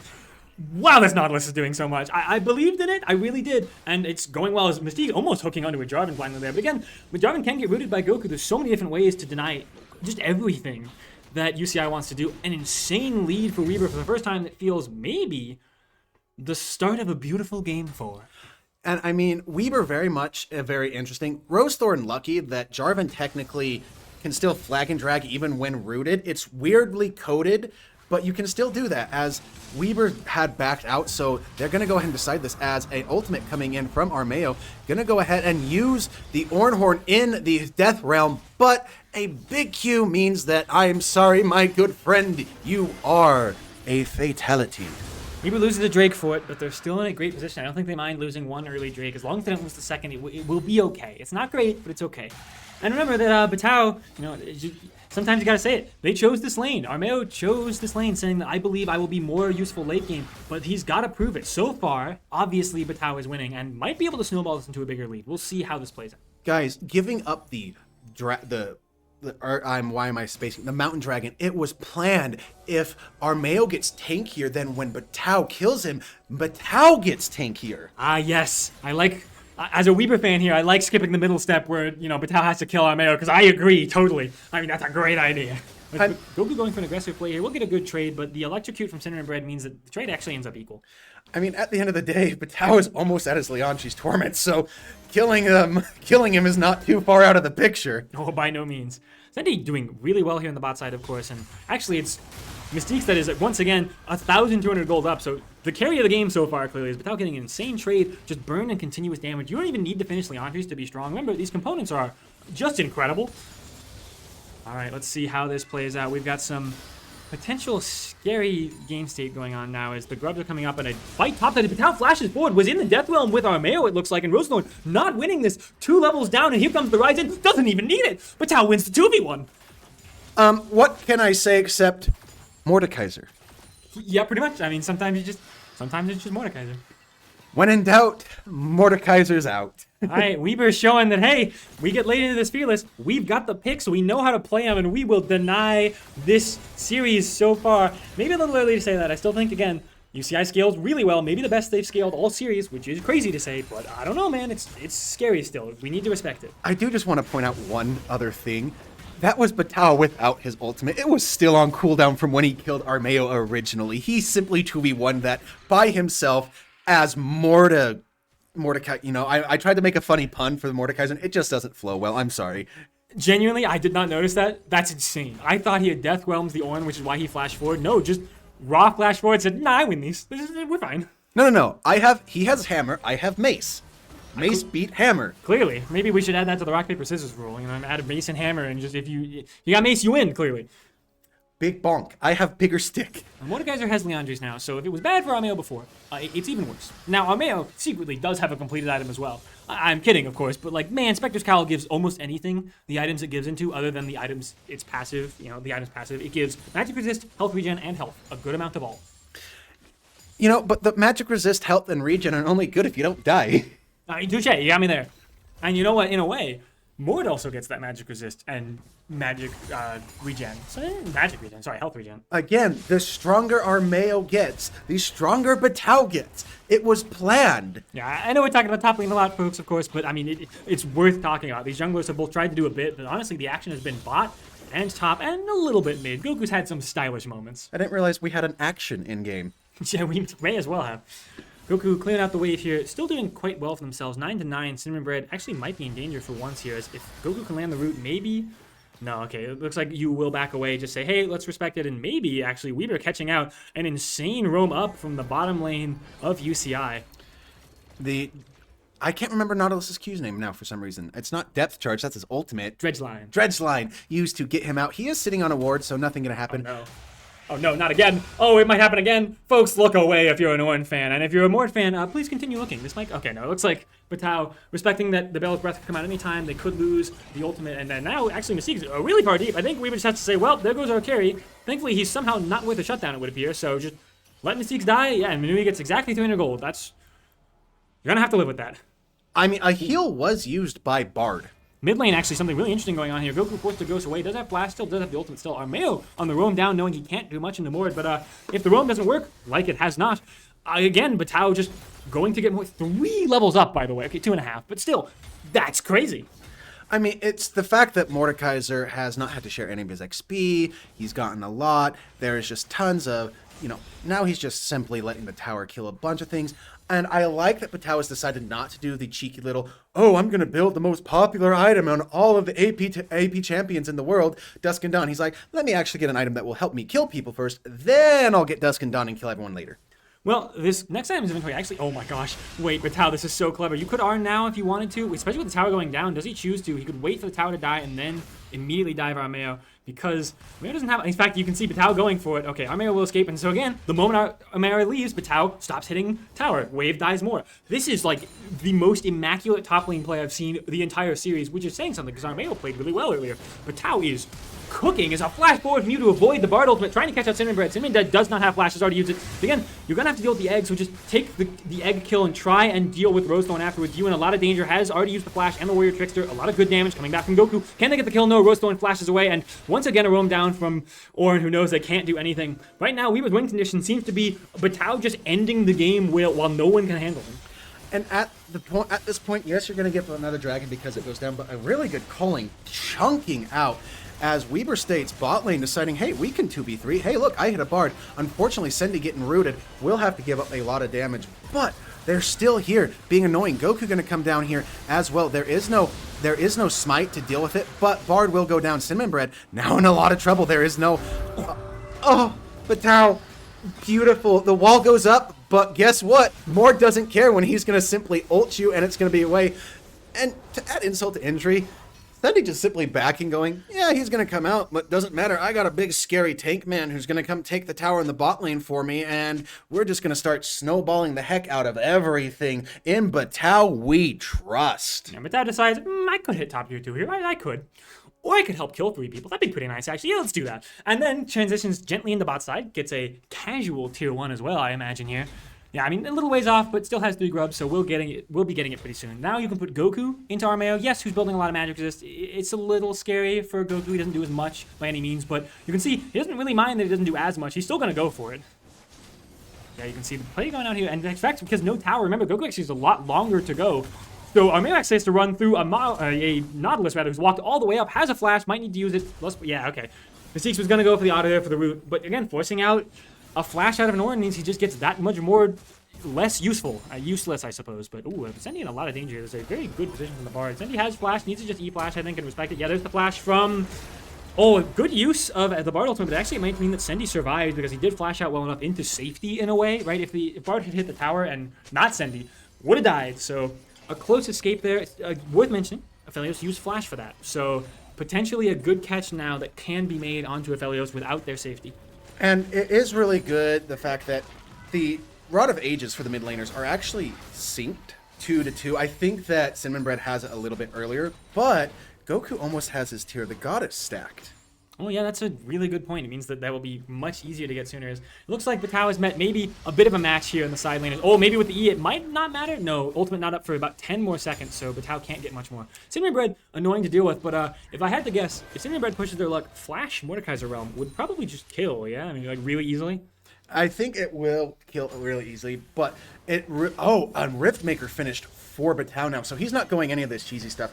Maybe a third item, as we're actually going to have to talk about. Sendy going to get caught here, unfortunately. Not much he can do, but a teleport coming in from Ornn means that a lot used, and Sendy didn't flash, didn't barrier, so not too bad, to be honest. Yes, he gets caught here, as, speaking of getting caught, there goes another Aphelios, and the Ornn Horn being used. Not exactly what you want to see. It's, you know what? It's open season on ADCs. Clearly. I feel so bad for this Ornn, as much as I'm rooting for Weber, of course. This Ornn is homeless. I mean, he has teleported in, got no assists, got nothing, and then watched his AD carry die as he ulted uselessly. He has no teleport, he has no R, but Patau's going to kill the tower, and then probably kill Armeo again. If I had to guess, let's see if he goes for it. You know, it's really funny that you mentioned Ornn being homeless, because I've been watching our chat talk about it, as Patau, actually, I'll talk about it later, now in a 3v1, 4v1, they really want this kill, but he's going to go ahead and go onto Rosethorn, knowing Rosethorn is the weakest link. But Weber coming in as a brigade, and the Anivia doing a lot of damage, but just not enough. Yes, he's locked in there, but is it you're locked in there with him, or are you locked in there as, oh my gosh, Sendy now just pumping out damage. There goes the Aphelios. Armeo not able to do anything. Cinnamon Bread not able to pump out enough Glacial Storms, and Patau flashing forward gets the grasp, the E, I can't remember what it's called, But oh boy, that looks so good to start for UCI, but then went so poorly. Rise Realm warps down and says, hey, I mean, you can't kill Batao easily. And the moment Roastone runs down with his flag and drag, obviously he has to, right? He needs to try and escape and survive. But then he's in the waiting clutches of Weaver, and Ward is still almost impossible to kill. Riftmaker makes him really tanky with the amount of health it gives, and the shield coming out means that Batao survives once more. 3-0-4. Weaver, the momentum is in your favor. Oh, the boots from Batao saying, hey, if I get stunned, it doesn't matter. But if I'm not slowed, maybe I won't get stunned. And I think that helps because, honestly, a lot of the CC from UCI is slows, right? Like, Orange slows a decent amount, but the knockups can't be, CC immune. Tenacity doesn't work that way. Yes, obviously, Cinderbread has a stun, but Jarvan's mostly knockups. So, genuinely, I think slow protection is really smart. And it's really funny. I want to, okay, you know what? I keep talking about it and Weaver keeps making plays. So we'll see how this goes, as that's just a simple depth charge coming in, as it's going to be used really well. The dredge line not going to hit, but no wall going through means that a really good Cyclone. There's a Mordekaiser as well, and this fight is just so one-sided. A really good ultimate from Manui means that he'll survive a little bit longer, but it's just not enough. Rosethorn, homeless, like it's been mentioned in chat here, is really right at this point, UCI, the entire team homeless, not just Armeo. I mean, you can't walk anywhere without Batao immediately showing up and saying hello, or Rise Realm warping, or just a Nautilus hook being thrown out. Again, you might as well throw out the hooks. You can see again that Mystique's just kind of marking the Jarvan, saying, hey, where are you going? And Anivia forced to teleport out. Yeah, I mean, that's a sad play if you ever saw it, right? Weaver sees them fly over, knows the teleport's down. Drake coming up now. And for once, I think Weaver doesn't mind that UCI has 2 Drakes up. 10,000 gold lead seems pretty good, if I had to say. Pretty good. Goku simply talking to Armeo, but you actually gonna get a little cheeky caught here a little bit, as he's gonna do a really good flash actually. Bard ult gonna come down, but Armeo is there, but the reinforcements are here. You is never alone with this. Ascendi's gonna go ahead and get the kill. The Ram Horn is used, but way too late. You are dead, my friend, to rights. Yeah, I mean, that one has full magic resist, not much, right? It's like 40 on the item, and all health. Ascendi eats that alive with IE finish second, knowing that he's far enough ahead he can greed for this, even though he might not have some guaranteed crits. Even a few will just kill anyone he wants to. As Roastone trying to go top lane. Batao, again, I don't think cares. If Roastone goes too far, they just die. So let's see if... No, Batao choosing to respect it, knowing that, hey, I don't really know where everyone else is, other than exactly Aphelios, so let's back out and respect. Very smart from him. Some good wards coming down here from Mystiques means that Weaver sees the Bard and more vision getting cleared here. Very good. Roastelord finally going to be able to collect some of his own jungle. He gets a red buff. We are kind people. We do give to the poor. Yeah, man, poor is true. You can see that the entirety of Weaver, every member, at least 1,000 ahead, if not more. I just watched Goku reset and gain 300 gold, which tells me that they have cashback. That's crazy. Like, that's probably one of the most frustrating things to lane or deal with when you're behind. Watching an enemy laner go up 300 gold every item for free. You just have free money, dude. It's awesome. Hey, it's free real estate, okay? Don't knock it till you try it. I mean, clearly, dude, this is... Batao actually going a 3rd Haunting Guys item as well. I love this build. Understanding that, like, he doesn't need to be utility. He doesn't need to be rivalized. If he kills them, he wins. Yeah, and I mean, it's also really just helpful for him because he's going to stick on you at this point, so why not strip what little magic resist you have? A Bloodletter's Curse is huge! Well, this has been a blast of a game to watch as a Weaver fan. Obviously, if you're a UCI fan, you're probably a little nervous as the potential reverse sweep in the cards here. For now, Bard forced to escape, and honestly, I feel like this Bard pick hasn't been what it was set out to be. It was picked after a lot of other picks trying to be a response to it, and... actually, no, it was picked earlier. Not was picked into it. Never mind. So yeah, just clearly Weaver on the front foot then. I mean, this is what happens when you decide to be cheeky and try to pick Mystique's own champion against him. It's like that. It's one of those things. Mystique loves his Bard, so he knows exactly what's going on. As he's going to get caught out here a little bit, but really good dredge line being so annoying. So much used to kill Mystique. Again, we know he's the carry. A good Bard ultimate will get Weaver off, but Batao is here. Who will he catch? And this is how you lose the game. 5-manning, randomly doing a Baron with your top lane trying to push in the side, not guaranteeing that anyone goes to the side and trying to play it as, they're going into the mid lane to try and get the safety, I guess. And, but that's really unfortunate. Again, I think this was way too far. Just very greedy as, okay, Batao will take Rosethorn. Can they get a play here? Rosethorn might die here in time, but now Batao's in the middle of 4 again. This is how you lose the game. Weaver, what is going on? Unfortunately, a little bit of a catch occurs earlier from us. We believe the game was over, and every single member of Weaver, it looks like, will end up going down. Not quite, but really close. I don't like to see that. That's how the game begins to lose. It is a lot of gold swing, but it's still a 9,000 gold lead for Weaver, and they don't take out the mid lane tower quite yet either. So a lot of the tower plating doing a lot of work. It's just ramped up so much because there were 3 members there. So it was like an extra, they took 2 plates and the tower got an extra 240 armor and magic resist. Yeah, no grubs makes that pretty rough to deal with. Benefit of that as well is that Aphelios flash at least, so you can, and so did Rosethorn, so there's a lot of plays you can make for that in the future. Batao saving flash, Goku had the flash, but Sendi has full summoners. Mystique's has Ignite at least, and I think that's really all they need. If they're willing to die as long as a play goes well, just not before a play like that. Yeah, just a little bit greedy for vision and got caught out there. Unfortunate timing. You gonna go ahead and back and get some jungling down. Really strong, gonna get really quite fed as he... Rosethorn, for all intents and purposes, still doing decent for the amount of jungling he's able to do. He's been put so far behind, but it's doing the best he can, and it's hard when the enemy is always in your jungle taking your stuff. Worth mentioning, the win condition of UCI has been located. Folks, fix your eyes on the mid lane, where Cinnamon Bread has a lead. 3-1-1, almost about to finish a death cap, which is just menacing, so we were looking a little bit scared of that maybe as Goku escapes, but you getting caught a little bit, I would argue. It won't die very easily, but Weaver looks like they're wanting to choose to fight this. Can they go for it? But as they do so, all they need to do is force them back. Batao actively in the bottom side, threatening an Ornn and a tower here. Batao is 3 levels up on the Ornn, so Ornn really just has to try and clear waves and not fight, which thankfully they're doing successfully. Yeah, he's backing right now to get his Bloodletter's Curse. Gonna just be absolutely monstrous, stripping so much magic resist, getting so much amplified damage. And then the last 2 items he can think about, he could even do a little cheat. He has a Dark Seal. I don't think he's gonna go Medjai's, it's more of a cheeky little hee-hee. But could go Azonias and Aurelize and be unkillable? Yeah, I was gonna say, I wondered what you thought about it. I know you are a bit of a Mord connoisseur yourself. Do you believe Death Cap in a game like this is good, or do you just trust in your damage AoE and go the useful items like Zonias, Rylai's, maybe even the Magic Decide can never been Banshee's Veil, and stuff like that? I believe that you do the HP because it scales your W and your survivability. You're already dealing a stupid amount of damage, and Sendi and Goku are going to do enough for you. Weaver on Baron, maybe Rosethorn can go in. Oh, Bard kind of, well, no, Bard trying to arc other people. Batao flash ults Rosethorn, so he's going nowhere. Now Batao's immediately on top of the Anivia, the person he kind of needs to be. Armeo in the pit, just going to ult for utility and try and go for another play. Armeo about to die. Can you get onto them? Using the arm, maybe doesn't, haven't, still stunned actually, still can't use it. The CC really immense, trying to flash away, get the Bard to chase him because he knows the Bard can't actually be the one to kill him. Weaver will get the Baron due to a hero play from Batao, and looks like they're rotating down to the Drake. Yeah, really good use of the Realm Warp here, and that's going to be two. If they get a Chemtech, so a 4-Dragon Chemtech Sword, you think that Mordekaiser didn't die before? He's never going to die now. That's heal and shield power per Drake, and then increased damage below 50% and damage reduction below 50% if they get it all. Folks, this might be a long one, which makes sense. If you look at the composition of UCI, despite the fact they're very far behind, I imagine they still have some hope, right? Obviously, if they lose this game, they don't lose the series. They're on match point, not Weaver.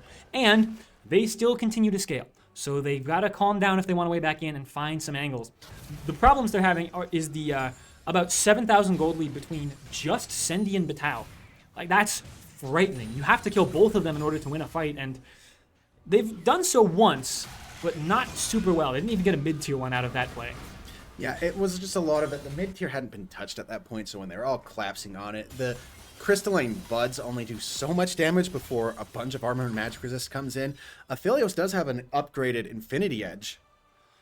Yeah, that's actually quite frightening. Yeah, one item's coming out soon, just Infinity Edge, in parentheses, Masterwork. I was reminded recently that they lost the unique names and can be done to any item, which breaks my heart a little. I like the unique names. Rosethorn in a good position, though. Whoa, this is a potentially phenomenal flank if they're not spot out. Okay, they're going to choose to back away from it, as, again, being caught out in a flank like that while Nautilus exists is not fun. Especially when Nautilus has Vandal Pipes, meaning that he just buffs the rest of the Weaver's team so much just for being Nautilus. Why don't we play a mini-game a little bit while we watch Weaver push this Baron push? As long as nothing, actually, never mind, something is happening. Sendi chunking out 2 members of UCI completely. But again, pushing into Anivia, not possible. So let's talk about the top laners really fast. What item do you think Batao is building into? Okay, that's a Fiendish Codex. It could build into so many things, right? I don't know any off the top of my head other than the one he's already built, Riftmaker. I would say, funny enough, Cosmic Drive. Oh, that would be really good, actually. Help them, instead of slowing the opponent down, move yourself faster. And because his passive gives him increased movement speed, when he gets that burst of flat movement speed from Cosmic Drive, it means a lot more. Oh, the rotation from Weber is beautiful. Oh, Growthorn going for a decent attempt here. But again, the Ornn ultimate is called out as the Bard ultimate comes out, and he tries to wait as long as he can, but Vitao snipes Armeo with the ultimate at the last second. Just disjunction, ultimately, from UCI. They try to make a chain play, and instead, they break the links. It is just so rough and hard to deal with. Vitao is just so happy, farming away like a madman. I would love to see Cosmic Drive. It's the only other thing I can think of, because one, it gives cooldown reduction, which Mord loves, and more health, which, again, he likes because of Riftmaker. We'll see as, a lot of pings coming out on the top side. Looks like they're trying to catch up Vitao. They know Vitao has no ultimate, and multiple members of UCI running up. Rise kept on the bot side, as unfortunately it looks like Rosestone will be caught out, forced to flag and drag to safety, so... Well, this game's getting pretty scary. Honestly, still, Cinnamon Bread, the one that has to find the heroic hope of UCI. Has a death cap completed, 3 items strong. Looking scary, but not scary enough, it seems. Yeah, as Mordekaiser just going to start taking away jungle. Rosethorn back to being homeless, not being able to do anything. Last cone play coming in is Vitao seems to be in danger, you could argue, but I would argue, not so. You already there to cover them up, and now Vitao can come and instead fight a different member. The knockup from you really good, and you finishes off the kill. You can see pings immediately on the minimap on the mid lane tier 3. Sendy walking towards it. There's no objectives up for at least 1 minute and 45 seconds. So the best thing you can go for is gold, and towers. And Weber has plentiful to take and keep going, as they really just... They're not happy with their performance from game 1 and 2, and they're simply saying, you know what? We get that Anivia is going to be annoying, but if we only put like 3 people in the mid lane where she's covering, and then, you know, Vitao is in the side lane with Goku in a different side lane, Anivia can't be in 3 places at once. Yeah, I mean, it's getting tough. Now, obviously, Anivia without Baron, she's going to instantly hold weight. It's just how it goes. Unless you makes a heroic engage or we hit a Nautilus dredge line, I don't think we're going anywhere, but it looks like a play on the bot side coming out. A lot of pings going through as we were trying to get some damage off, but if that hits, and it does, looks like Mystiques will be going down. The Ornn ultimate used as well. Just, you gotta let Mystiques die, unfortunately. Getting caught like that is unfortunate. It happens. You're gonna have to live with it. Yeah, the Ornn Horn being used, though, is actually quite good, because it's gonna be up, I think, right as Dragon spawns, and it's as Dragon spawns. So whatever team kind of get back and get back on the map is really good. But one of the interesting things I think you could do is, oh, well, if you can give up a dragon, it doesn't feel great, but if Batao's not going to go top lane. I was thinking something cheeky. Protobelt, oh dear, he wants that. Yeah, we saw that about the exact same time. Hex Tech Rocket Belt, I love to see that. Oh, and a GA completed from you as well. That's pretty strong. The item power spikes are looking phenomenal here, as long as Sendy doesn't randomly get caught out, and they don't. I think Weber looking very favored for this fight. There is the teleport in from Armeo. Drake spawning in 13, and actually, that Paul the Forge God is only level 15. It's not on cooldown yet. Yeah, I greatly overestimated. A lot of damage going down on Descendi, but that's okay, as Vitao is actually in an interesting position here in the bot side, looking to possibly be cheeky and do something funny. Descendi gonna have to be careful here. Does have some decent healing from his runes, but really needs to be careful here. Vitao gonna get walled off. The things kind of being on a knife's edge. Vitao flashing forward, gonna get a flash out of Cinnamon Bread, and ultimate used onto the Aphelios, and unfortunately, Manui, you are just dead. You are not killing that, as Bard's gonna soon follow. A really good grab to get the flash out of Cinnamon Bread. Unfortunately, you're gonna get egged, and that egg is gonna crack. Vitao instantly gonna go ahead and teleport to the top lane, saying, I have attack speed from killing Aphelios. Armeo needs to just simply... Mystiques, buddy, I know you didn't disconnect. Okay, just having a bit of fun with him. Sendy burying to get past the tower, but I've never seen more Hex Tech Rocket Belt value in my life. Aphelios and Anivia both immediately flash away from Vitao, saying, oh no, we die if he catches us, and then Rocket Belt R. It's just over. Mystiques still fighting for their life just to deny Ornn from resetting. Will they survive, folks? It's a little mini game in the bottom side of the map here. Armeo not finding the knockup. I think he survives. Mystiques, they save their support, and they save their chances in this series. Folks, we're going to a game 5. Oh boy, I know the chat's popping off right now, so you're as animated as we are. We will see you in game 5.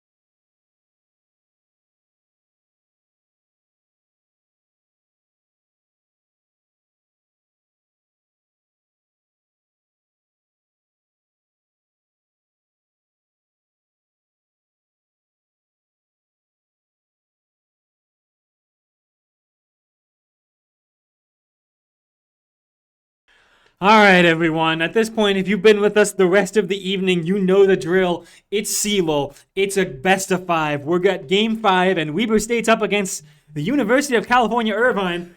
And, the first two games, it was feeling bad. We were thinking it was going to be like it was in the preseason. But Weber believes in reverse sweeps, and boy, are we here for it. And this is okay. Look, it's semifinals, obviously, of winners bracket. It's a big deal, but it's only semifinals. There's a chance these teams could see each other again, and this might happen again. But we're gonna have to calm down about all the future stakes, about everything else, because right now, it's Game 5 Fearless. There are 40 champions banned already, and another 10 incoming. That's, just casual 1/3 of the, because we have like 172 champions at this point, I think, somewhere in there. It's a lot. It's a big chunk, especially in like the bot lane pool. Because like me as a top lane, I'm like, I don't care. I'll just pick, 5,000 different things. But ADCs, you're like, well, do I start playing Ziggs? Which Weber does? Maybe, this Ziggs Hui is a bunch of scary things. You'll see that Weber is on the red side for this draft. UCI back on the blue. They won the first two games on it, lost the third, but still, the win rate on blue side is 67.7%. It's pretty good. And UCI, very much knowing that Ziggs is a possibility, saying, no, you can't have that. Now, do we get the Varus ban again? And I think so, because if Varus isn't banned, he is the premier ADC. Rumble going to get banned away again. I like it getting banned because it is such a strong top laner. It would have been so good into Mordekaiser. I don't know how to say this other than just genuinely. Analysis is really hard right now because one, I am hyped beyond belief. And two, again, we have to remember 40 or so champions that are removed. We can have a lot of them on screen, thankfully, but we're coming down to what these players want to do, trying to predict, will it be something like Sivir Milio? Will there be a Jinx in there? There's so many options at this point that aren't premier options. I don't know. It could be anything. They fear the LeBlanc, and good, they should. Goku knows it's good. But do they Zoe still could come out. Now, does Weber ban Varus, or do they leave it open saying, pick it, we have an idea? They do go ahead and say Varus is not allowed. My take is that some of the best jungles left are, we know UCI likes Volibear a lot, and Karma left open now, so they're going to take it. Karma, an incredibly strong pick. It can go into a bunch of different lanes, usually just support, a great winning lane support. Do we cope on something like Kalista Renata at this point? It's a really good duo. Ooh, Jhin and Morpoke outrange the Karma. I like this idea a lot. You can go sometimes it's like Jhin, Vel'Koz, and of course, Vi left open. Oh, Jhin Vi is phenomenal. You get the long range route, and I like the draft already. Again, it's still heart palpitations, but I'm excited. There's still a lot of things that can come in from UCI here that would be really devastating. Okay, Jungle Graves, I like it. It's interesting. I'm good with that. That's one of my favorite champions in the game. So, again, it's worth mentioning. At this point, I think Weber and UCI have proven that they are equally skilled, that they can take games off each other. I just want to see an exciting game. As Aurora picked, I was going to mention this. I think this is an incredible pick because of the flex. This can go top lane. Don't forget this. It's not great top lane anymore, but it can in certain matchups, and it just wins as, do we get the Fiora here? Now is the time. No, instead the Alistar. Okay, I like this a lot. I think it can live with Karma. Okay, my only thing that Weber has to do now, though, is they have to ban Silent, because it could go top lane, could be Aurora. So we'll see if they ban it here. Hopefully they haven't forgotten this deep into the pool, but that is a good point. They picked the Alistar, and if they don't ban the Sylas, that's going to be a problem. Now, the good news is, if they don't ban the Sylas, at least there's mostly AP damage on UCI, like a lot of it. Weber does get rid of the Sivir, which is another premier ADC that can go with Karma. Oh, they might not thinking that the Aurora's mid, right? And then the Aurora could flex top, and then they get Sylas. Yep, okay, no ban. All right, folks, Sylas with Vi Alistar ultimate. I can feel it coming. The Aurora's a strong flex, right? I do think that makes the most sense. There's the Fiora ban. And Weber, are you ready for the unfortunate pain of realizing that Aurora can be flexed way too well? Let's find out. Mid lane pick here, probably into what will be... Again, I guess I'm over-indexing on this. We don't know it's Sylas yet, but I feel it. I don't see how it couldn't be Sylas. Vi Alistar. Ooh, that's pretty exciting, though. Zoe thinking it's going into Aurora. I do like it. I do... Like we're pretty much... We as casters have caster cursing vision. We're pretty sure... We've seen it just so many times, even in professional play, where you never think about it. I'm scared, Deathbaka, hold me. I think it's incoming. I'm frightened. Oh, actually, that might be worse. If that's locked in, that actually... for those of you who don't know, Swain is broken right now. The champion's insane. Swain, very good. It is very interesting. So, Swain Karma, very strong, very powerful. Jack's top. So it is an Aurora mid, so we don't have to deal with Silas. So we are wrong. I like being wrong when it's something like that. Me too. I like it a lot. Worth mentioning, if Jax is locked in here, that's a lot of... Jax cannot go AP, which is his best build. So he's forced into AD. You want to know something I want to say hee, cheeky, funny? Okay, Kennon's interesting. I like it. Kennon into Jax, very good. I was going to joke around, hey, why don't we just pick Zoe? I mean, not Zoe, pick Silas and send him. That's a lot of good ultimates for him to steal. That would be funny. I actually really do love Kennen. I think Kennen is... I forgot he existed. Sorry, Kennen. Maybe one of the best picks this game. Jax, Aurora, and Swain are all really annoying and want to be able to control where they are in a fight. Vi Kennen sounds awesome. Okay, well, folks, I'm so glad we were wrong about the Silas. Thank goodness. But here we are. We're going into... Well, actually, do you think Swain is... Yeah, Swain's bot. Yeah, it's got to be Aurora mid, Swain bot, Graves jungle. This could be a scary fight. It could be something weird, where because they want to have some range and, you know, keep the Jax open, could be Jax jungle, Graves top. It's weird. It's happened. There's a weird build where you go Essence Reaver first on him, so you never run out of mana, and that's Lane Graves' biggest weakness. I don't think it's going to happen, but it's weird. I mean, I think there's all sorts of possibilities. It's Game 5, full Fearless. Weber State versus UCI, a little bit of a rivalry, even if they're not full rivals. I'm just so hyped. The winner of this goes to the Winners Bracket Upper Finals, so let's see who can take it out as we're jumping into the game. And it looks like it will be everyone in preliminarily expected positions here. One thing I do want to point out is, does Vi or Sendy build Serpent's Fang? I don't know. I think it's not... it's Karma. Like I said, it's really good here. I don't think it's necessary, especially because, as you mentioned, who really builds it? I guess Sendy, but it feels pretty bad. Sendy wants to go full crit burst damage. Because again, if you look at it, no one really tanks Jhin damage here. They don't have a hyper tank. Yes, Jax will get tankier and can dodge it with the very useful Counter-Strike, and Swain will get annoyingly tanky, but if Jhin can go full crit, that just sounds beautiful.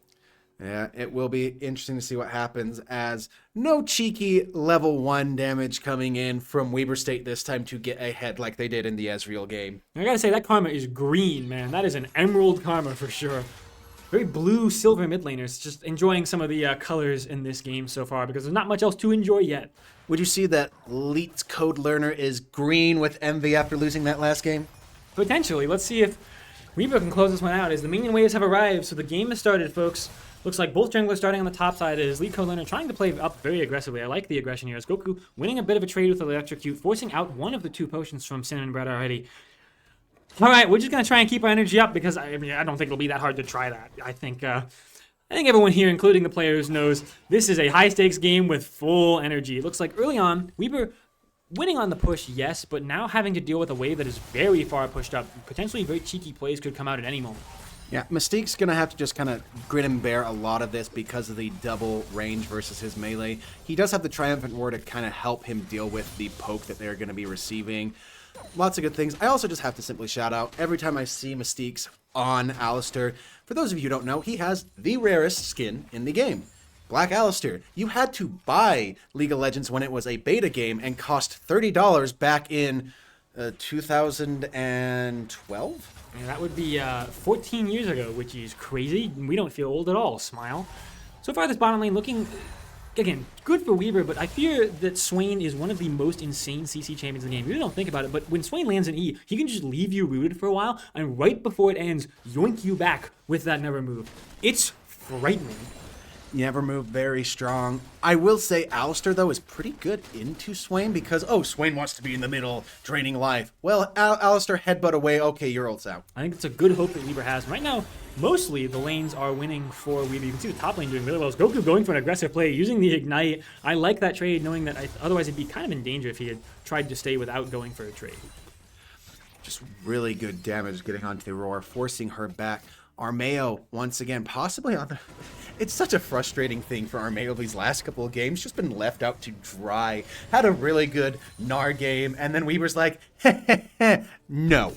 Yeah, I mean, Kennen doing incredibly well. Up a little bit in farm, and the wave is pushing into Batal. That's got to feel really rough for Armeo. Probably, I imagine, the pressure will move toward topside to try and get them out. I think this Jax is a really important part of UCI's composition, but they have to get him out of this dangerous lane before anything else worse happens. Patao enjoying the lane pushing into them, knows that they can just very rarely kill a minion and they'll be fine. A nice stun to deny a minion there as well from Patao. A good play. All right, you here getting run down a little bit. We'll have the vision. Gonna go ahead and simply say, you know what? You can have that. Yes, you're gonna double crab me, but it's just mid laner prio. As you also do see a really cheeky roam from the Karma up towards mid lane, meaning that it's gonna be a lot of damage coming in onto Goku, but some good damage back onto Let's Code Learner. We've been getting punished all the way across here. A flash out from Patao on the top side, trying to escape. Has maybe the E up soon, hopefully, but there it is. Unfortunately, it looks like they will be going down. Maybe you can get you in time to save the play, but Armeo, unfortunately, doing a lot. The stun coming out. Maybe Rosethorn goes down and Kennen survives, and now Armeo's short to follow. You just hits a nice button. Armeo doesn't have flash as long as the Vault Breaker does connect, and it does a beautiful play on the top side. An insane lead for Weaver. Patao 101. All right, let's see in the chat. Let's see our WSU chats coming in. I want to see him on the screen because this is going crazy. A really good hit onto Sendy from the Swain means that the root from Karma will hit, but a really good counter route means that Sendy actually ends up winning out on that health trade. Wow, I am shocked Weaver won that aggressively. We got to see what the Swain Karma want to do, but Swain pulled Sendy in with a fourth shot, which means that, yeah, that trade went heavily in Weaver's favor. Goku needs to be very careful. I've seen Auroras kill in angles like this very easily. Will land the bubble, actually, so maybe can get a kill. Will no just choose to accept with the ghost that the orbs will do enough damage, hopefully. Yeah, a lot of damage there. Karma being a little cheeky here with the roots. Gonna get some damage down, but Alistar passive doing so much to heal everyone back up.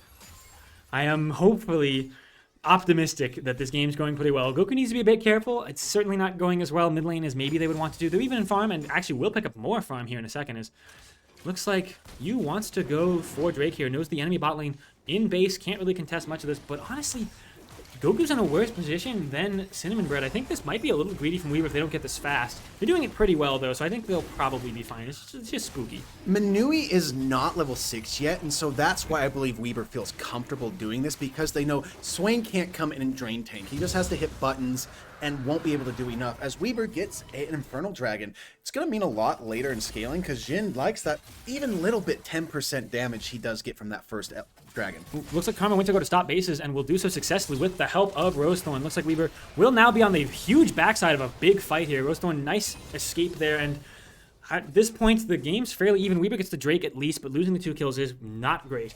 Right now, Patao with the biggest lead in the game will continue to be the hope of Weaver. You can see just the insane pressure he has, almost up a full level, doing very well for themselves.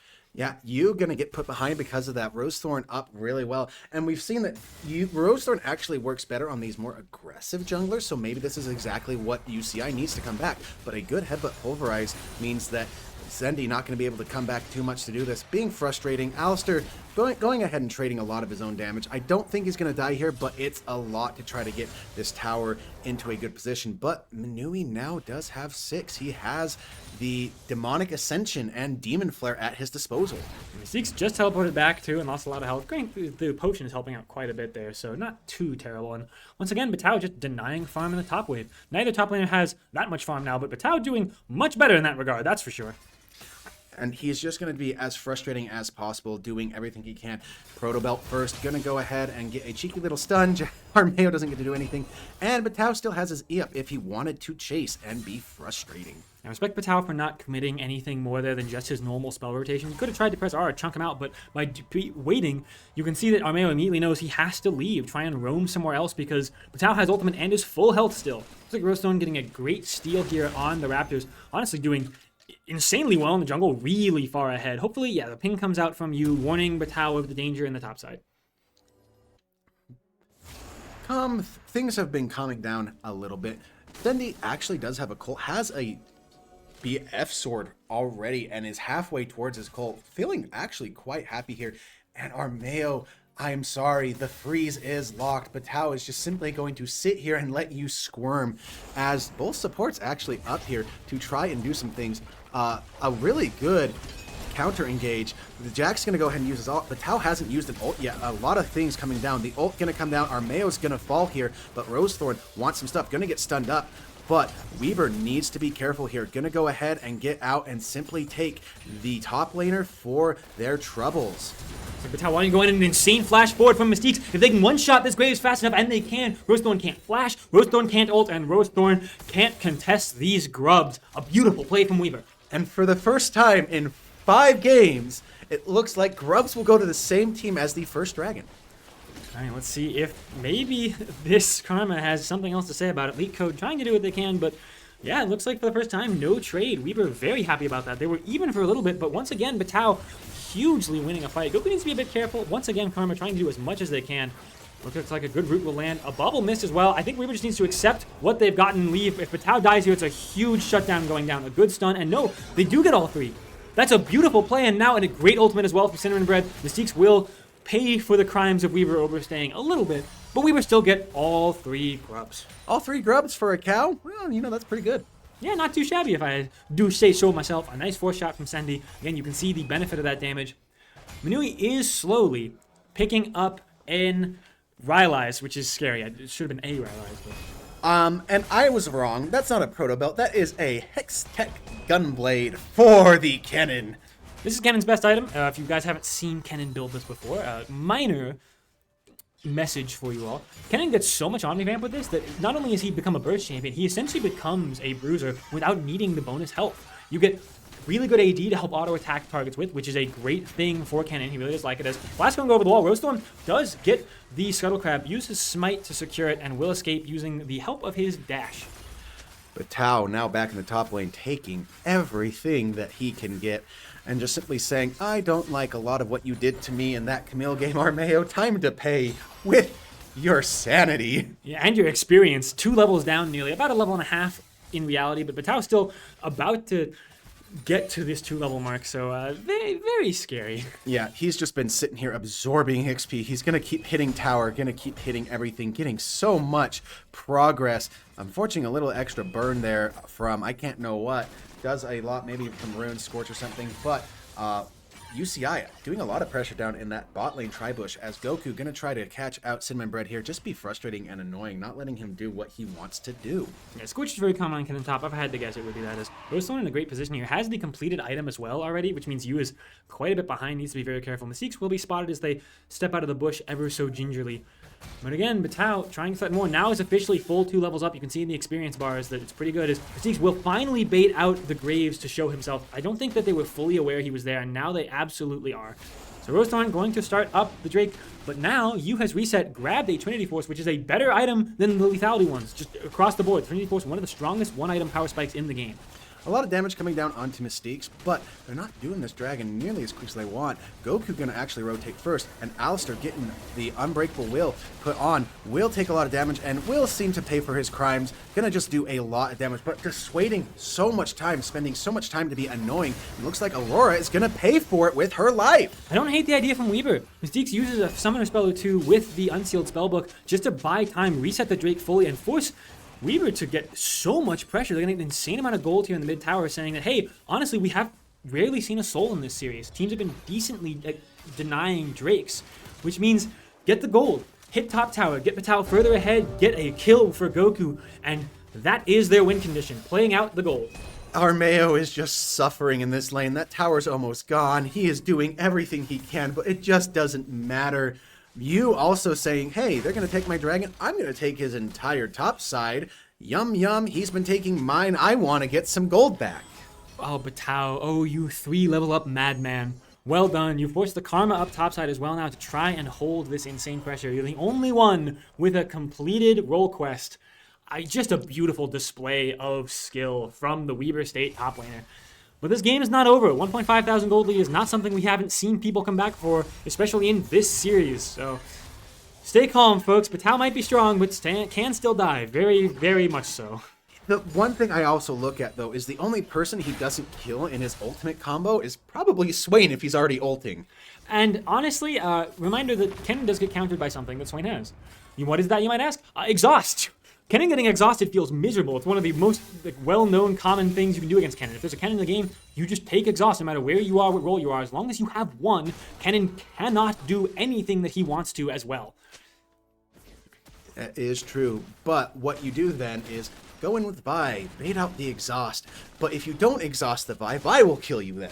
Yep, it's very likely. So we'll see how this game plays out. I think ultimately UCI has a lot of tools left to play with. Yes, they're not ahead on really anything other than the Karma. But oh my gosh, speaking of the Karma, getting absolutely demolished here. You trying to go for the Vault Breaker won't land anything, and we'll have to accept that it's actually maybe a little too far here. There is the Swain ultimate. We talked about maybe needing to use the exhaust on the Vi. Will they go for it? You doing a decent amount of damage. Manui's almost out of mana, which means you can't cast anything else other than the ult recast. There is Batao coming in. Went for the roam down and found a beautiful play, forcing out the flash and the exhaust of Manui, and Goku picks it up. A beautiful hit, and that might be a fight that completely swings the game in Weber's favor. Drake not up for 3 minutes, but it's looking gorgeous for Weber State. Sending now here in the mid lane with a finished call and Storm Razor means that he is happy. Aurora gonna get caught out, Vault Breaker into an ultimate, into just everything. Gonna have to Proto Belt away, and unfortunately, Graves, you can't auto attack that which is in front of you.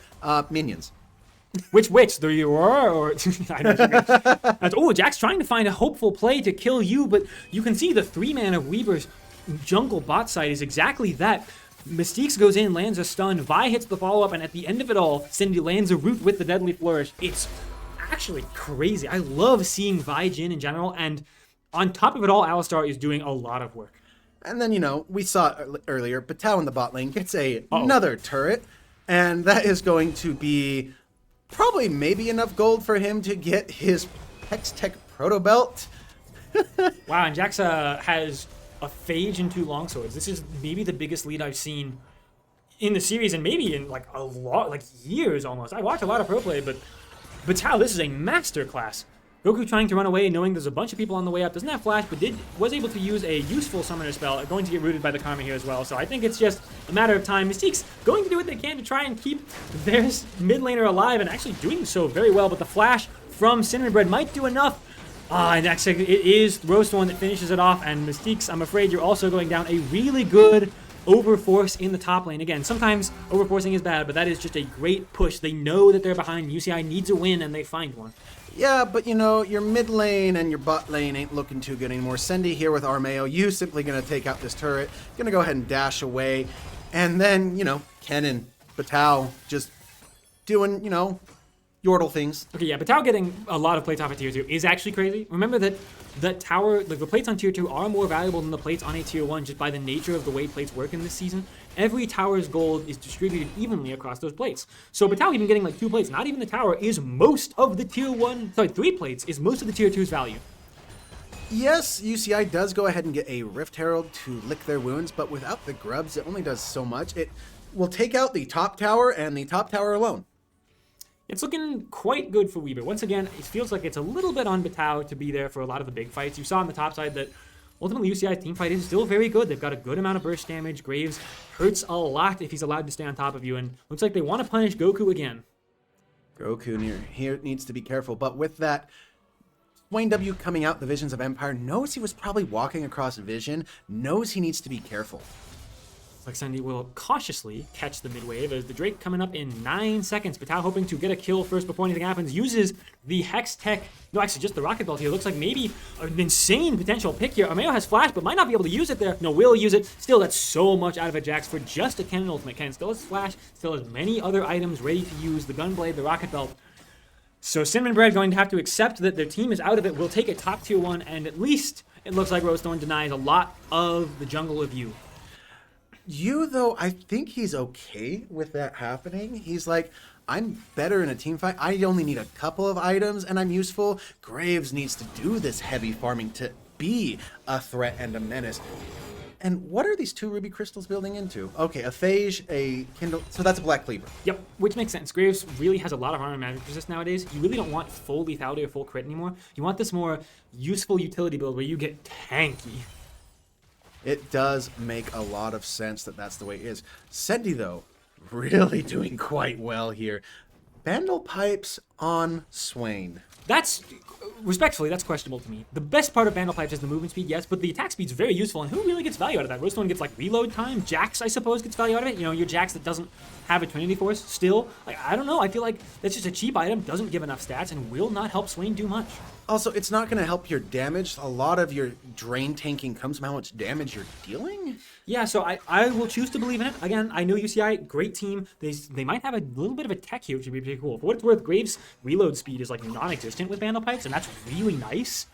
Sorry, not the full reload speed, but the individual time between shots, which is insane. Sometimes Graves can just go pop pop with both autos if you get enough attack speed. So we'll see if that matters. Oh, it looks like maybe a catch here on the top side. Cinnamon Bread on the minimap. In a lot of danger here. The exhaust coming out from the unsealed spellbook Mystiques. Actually, that might have been the real one there. So we'll see how that plays out. They do escape, but also with Cindy here in the area, this might be an okay play. Cindy needs to be careful. Yu is on the way up, so if Roastone commits too far, it would have been disastrous. They will respect it, and Weaver just gets a little bit out. Jack's trying to find the window to actually win this now, but Tao in a bit of danger. The teleport coming in as well, but Aurora has to go from across the map, and yes, teleport time scales with distance, and the moment Aurora leaves, Weaver finds their window, going immediately for a play. You choosing not to use the ultimate, trying to wait it out, and can Senji kill the Karma? No, Goku picks it up instead. A beautiful sequence of plays from Weaver, but Tao being the bait, and Weaver pulling the trigger the moment it goes their way. Yeah, and now Swain is next on the menu. Doesn't matter if you pop the Demonic Ascension, it wasn't even going to do anything. So wisely doesn't choose to use it as he knew he was already gone.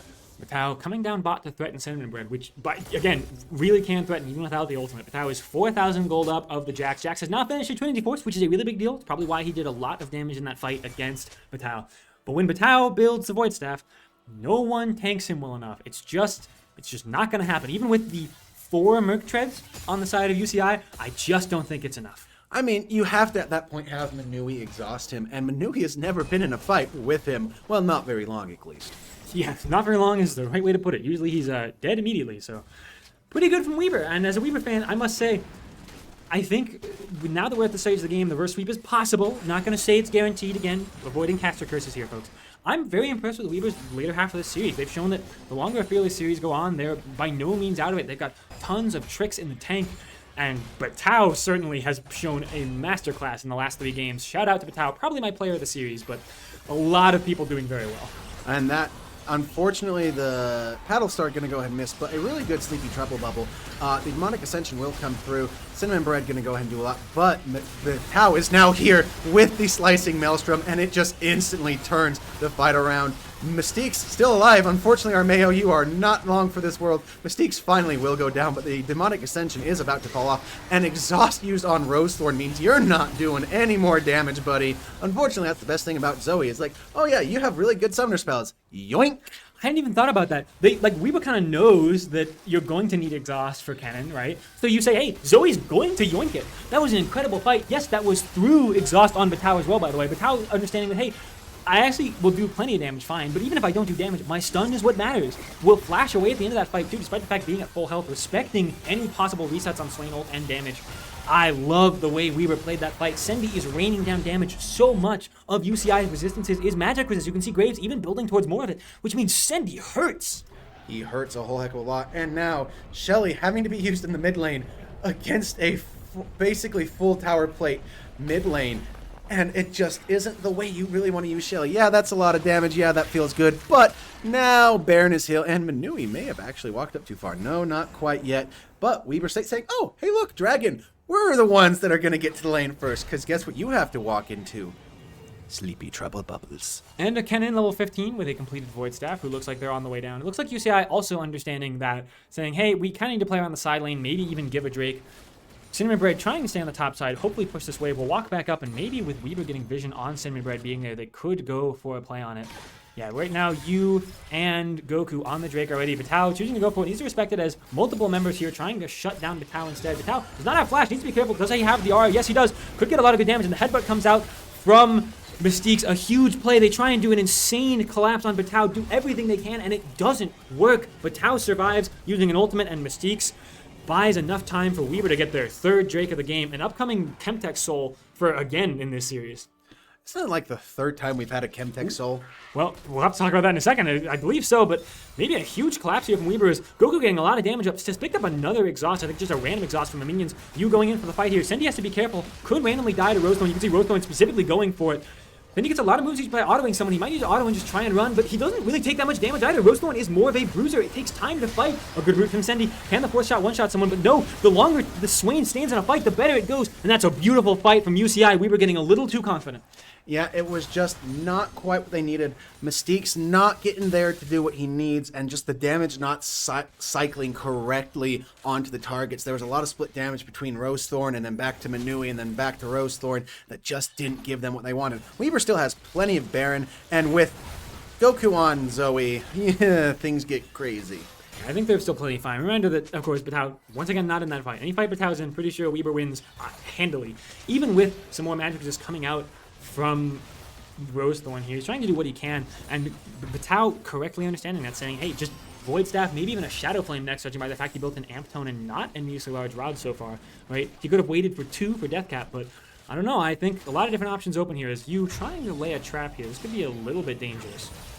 You in a really good position, knowing that, hey, we can get a lot of damage onto this mid lane, we can frustrate, we can be here doing what we need to, getting more gold, still accelerating, as Batao just sits in a side lane and is the bane of UCI's existence. Oh man, this is a tense game here, honestly. Oh, if that bubble had landed, that could have been a major turn. No objectives up for 3 minutes, but you can see Weaver focused on, ideally, the towers here, saying that these functionally are objectives as long as we can get them down.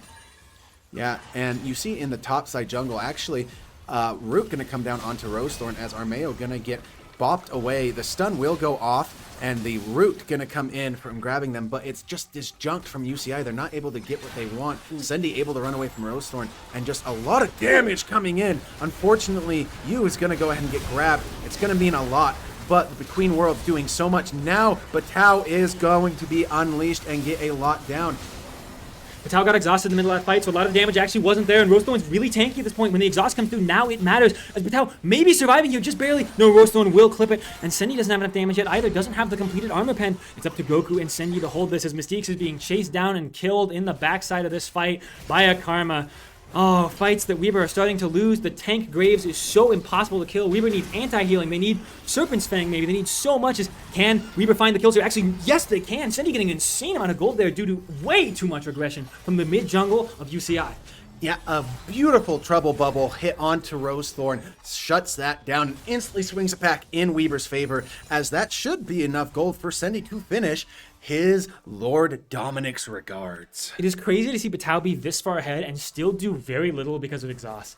Ken just gets murdered by the summoner spell, so they've got to find potentially another fight, which is coming up on Drake maybe before exhaust comes up, and if they can, or force another fight somewhere else when you know exhaust is down, is a big deal. One of the things I maybe find interesting is maybe you go in with Kennen and just hope that Manui gets scared and preemptively exhausts you, wait it out, and then pop Slicing Maelstrom. Well, that's easier to do with the component they've just put up here, the Seeker's Arm Guard into a Zonia's, right? That you can definitely play fights more slow and careful with that component, so we'll see if it can be found so far. Overall, Weaver still doing very well. A lot of strength they have, and it looks like a Mortal Reminder actually finished for Sendy, not the LDR. And I like that. It cuts Swain's healing down a lot, making him a lot easier to kill. Unfortunately, Mystiques may have bit off a little bit more he can chew. Uses his ultimate to get away. Goku gonna get caught here. The Demonic Ascension gonna go ahead and rise, but a free flash from, no, not a free flash, his actual flash, Rosethorn now. You actually see just being very tanky. You gonna miss his Vault Breaker, and it's just so back and forth. Now, though, Batao is on a side flank, taking out just damage upon damage on Armeo. Armeo is 3 levels down on Batao. He is just putting on a masterwork class of just how to push your advantage. And you will take a Zoe Flash every day for a Swain ultimate with Drake spawning in 27. Swain needs his ultimate to play the game. And you can see UCI knowing the Drake, the Soul is a major problem, positioning more towards the Baron right now, knowing that if they can force that out, prevent Weaver from getting a Soul, that'd be a big deal as another bubble lands. So UCI immediately has to defend their support who would have died otherwise. Yeah, specifically it stops Manui's back, and now Weaver gets to just simply run to this dragon and trade Soul for Baron, Weber actually does okay into a Baron push. I think they've got decent wave clear with Kennen. It's not perfect, but Zoe, Jin have also fine wave clear. Looks like it is going to happen. The teleport coming in from Jax. The play is being made. Vitaly is on the way, and actually they pull off of it. Weaver needs to not get caught while their jungler's on the Drake. Is Sendy not getting the damage off, and a shutdown comes through. Vitaly needs to be able to escape, and does so successfully. They just need to buy time. He was on Drake a little more time, and they've got it. This would be a Soul without a Baron trade. Just hold out a little bit longer, folks. Can you get it in time? I don't know if he can. It's really close. And he picks it up without needing to do anything. Batao still having ult and flash. Do they go for it? Does also have the Zonias, and there it is. Will use it as well, I imagine. No, doesn't even need to use the Zonias. Can't get exhausted by Manui, who's in the back of the fight. And Weber looks like they've won not only the fight, but potentially the game if they can run it through the middle of the lane. 40-second death timers. Can they keep it up? A great route from Sendy, and the ultimate from Swain is not damage reduction. The Jin Quadra, which is just a perfect way to wrap the series if that is the end. Yeah, and perfectly, Mystique's understanding, hey, we have a cannon minion. I can take a lot of reduced damage risk by popping my ultimate and getting these towers burst down. Sendy going Mortal Reminder, huge there to cut so much healing down. And Weber saying, we're not going to wait. We're going to end this. We have Soul. We have so much damage and and increased damage reduction, and they will make the dream happen as they take the series 3-2 in a beautiful reverse sweep. They did it! They pulled it off! The Mad Lads, I can't believe it. Oh man, I hope you all enjoyed that as much as we did, because I can promise you we are popping off right now. That was insane! You don't get 5-game series often, but with this happening, it does mean Weber State is moving forward to the winners finals. Granted, I believe that means that we won't be seeing CLoL games for a week or two while the losers bracket catches up. But when we do come back, it very well still could be a Weber State versus UCI again if UCI crawls their way out of the losers bracket. It's worth mentioning that at least winners finals won't be, because winners finals is against the other winners semis. But yeah, if the true finals is UCI again, boy, what cinema that would be. Thank you all for joining us, because man, that was a blast. And I really hope you have a wonderful evening. Stay tuned, and we'll see you next week for some more games.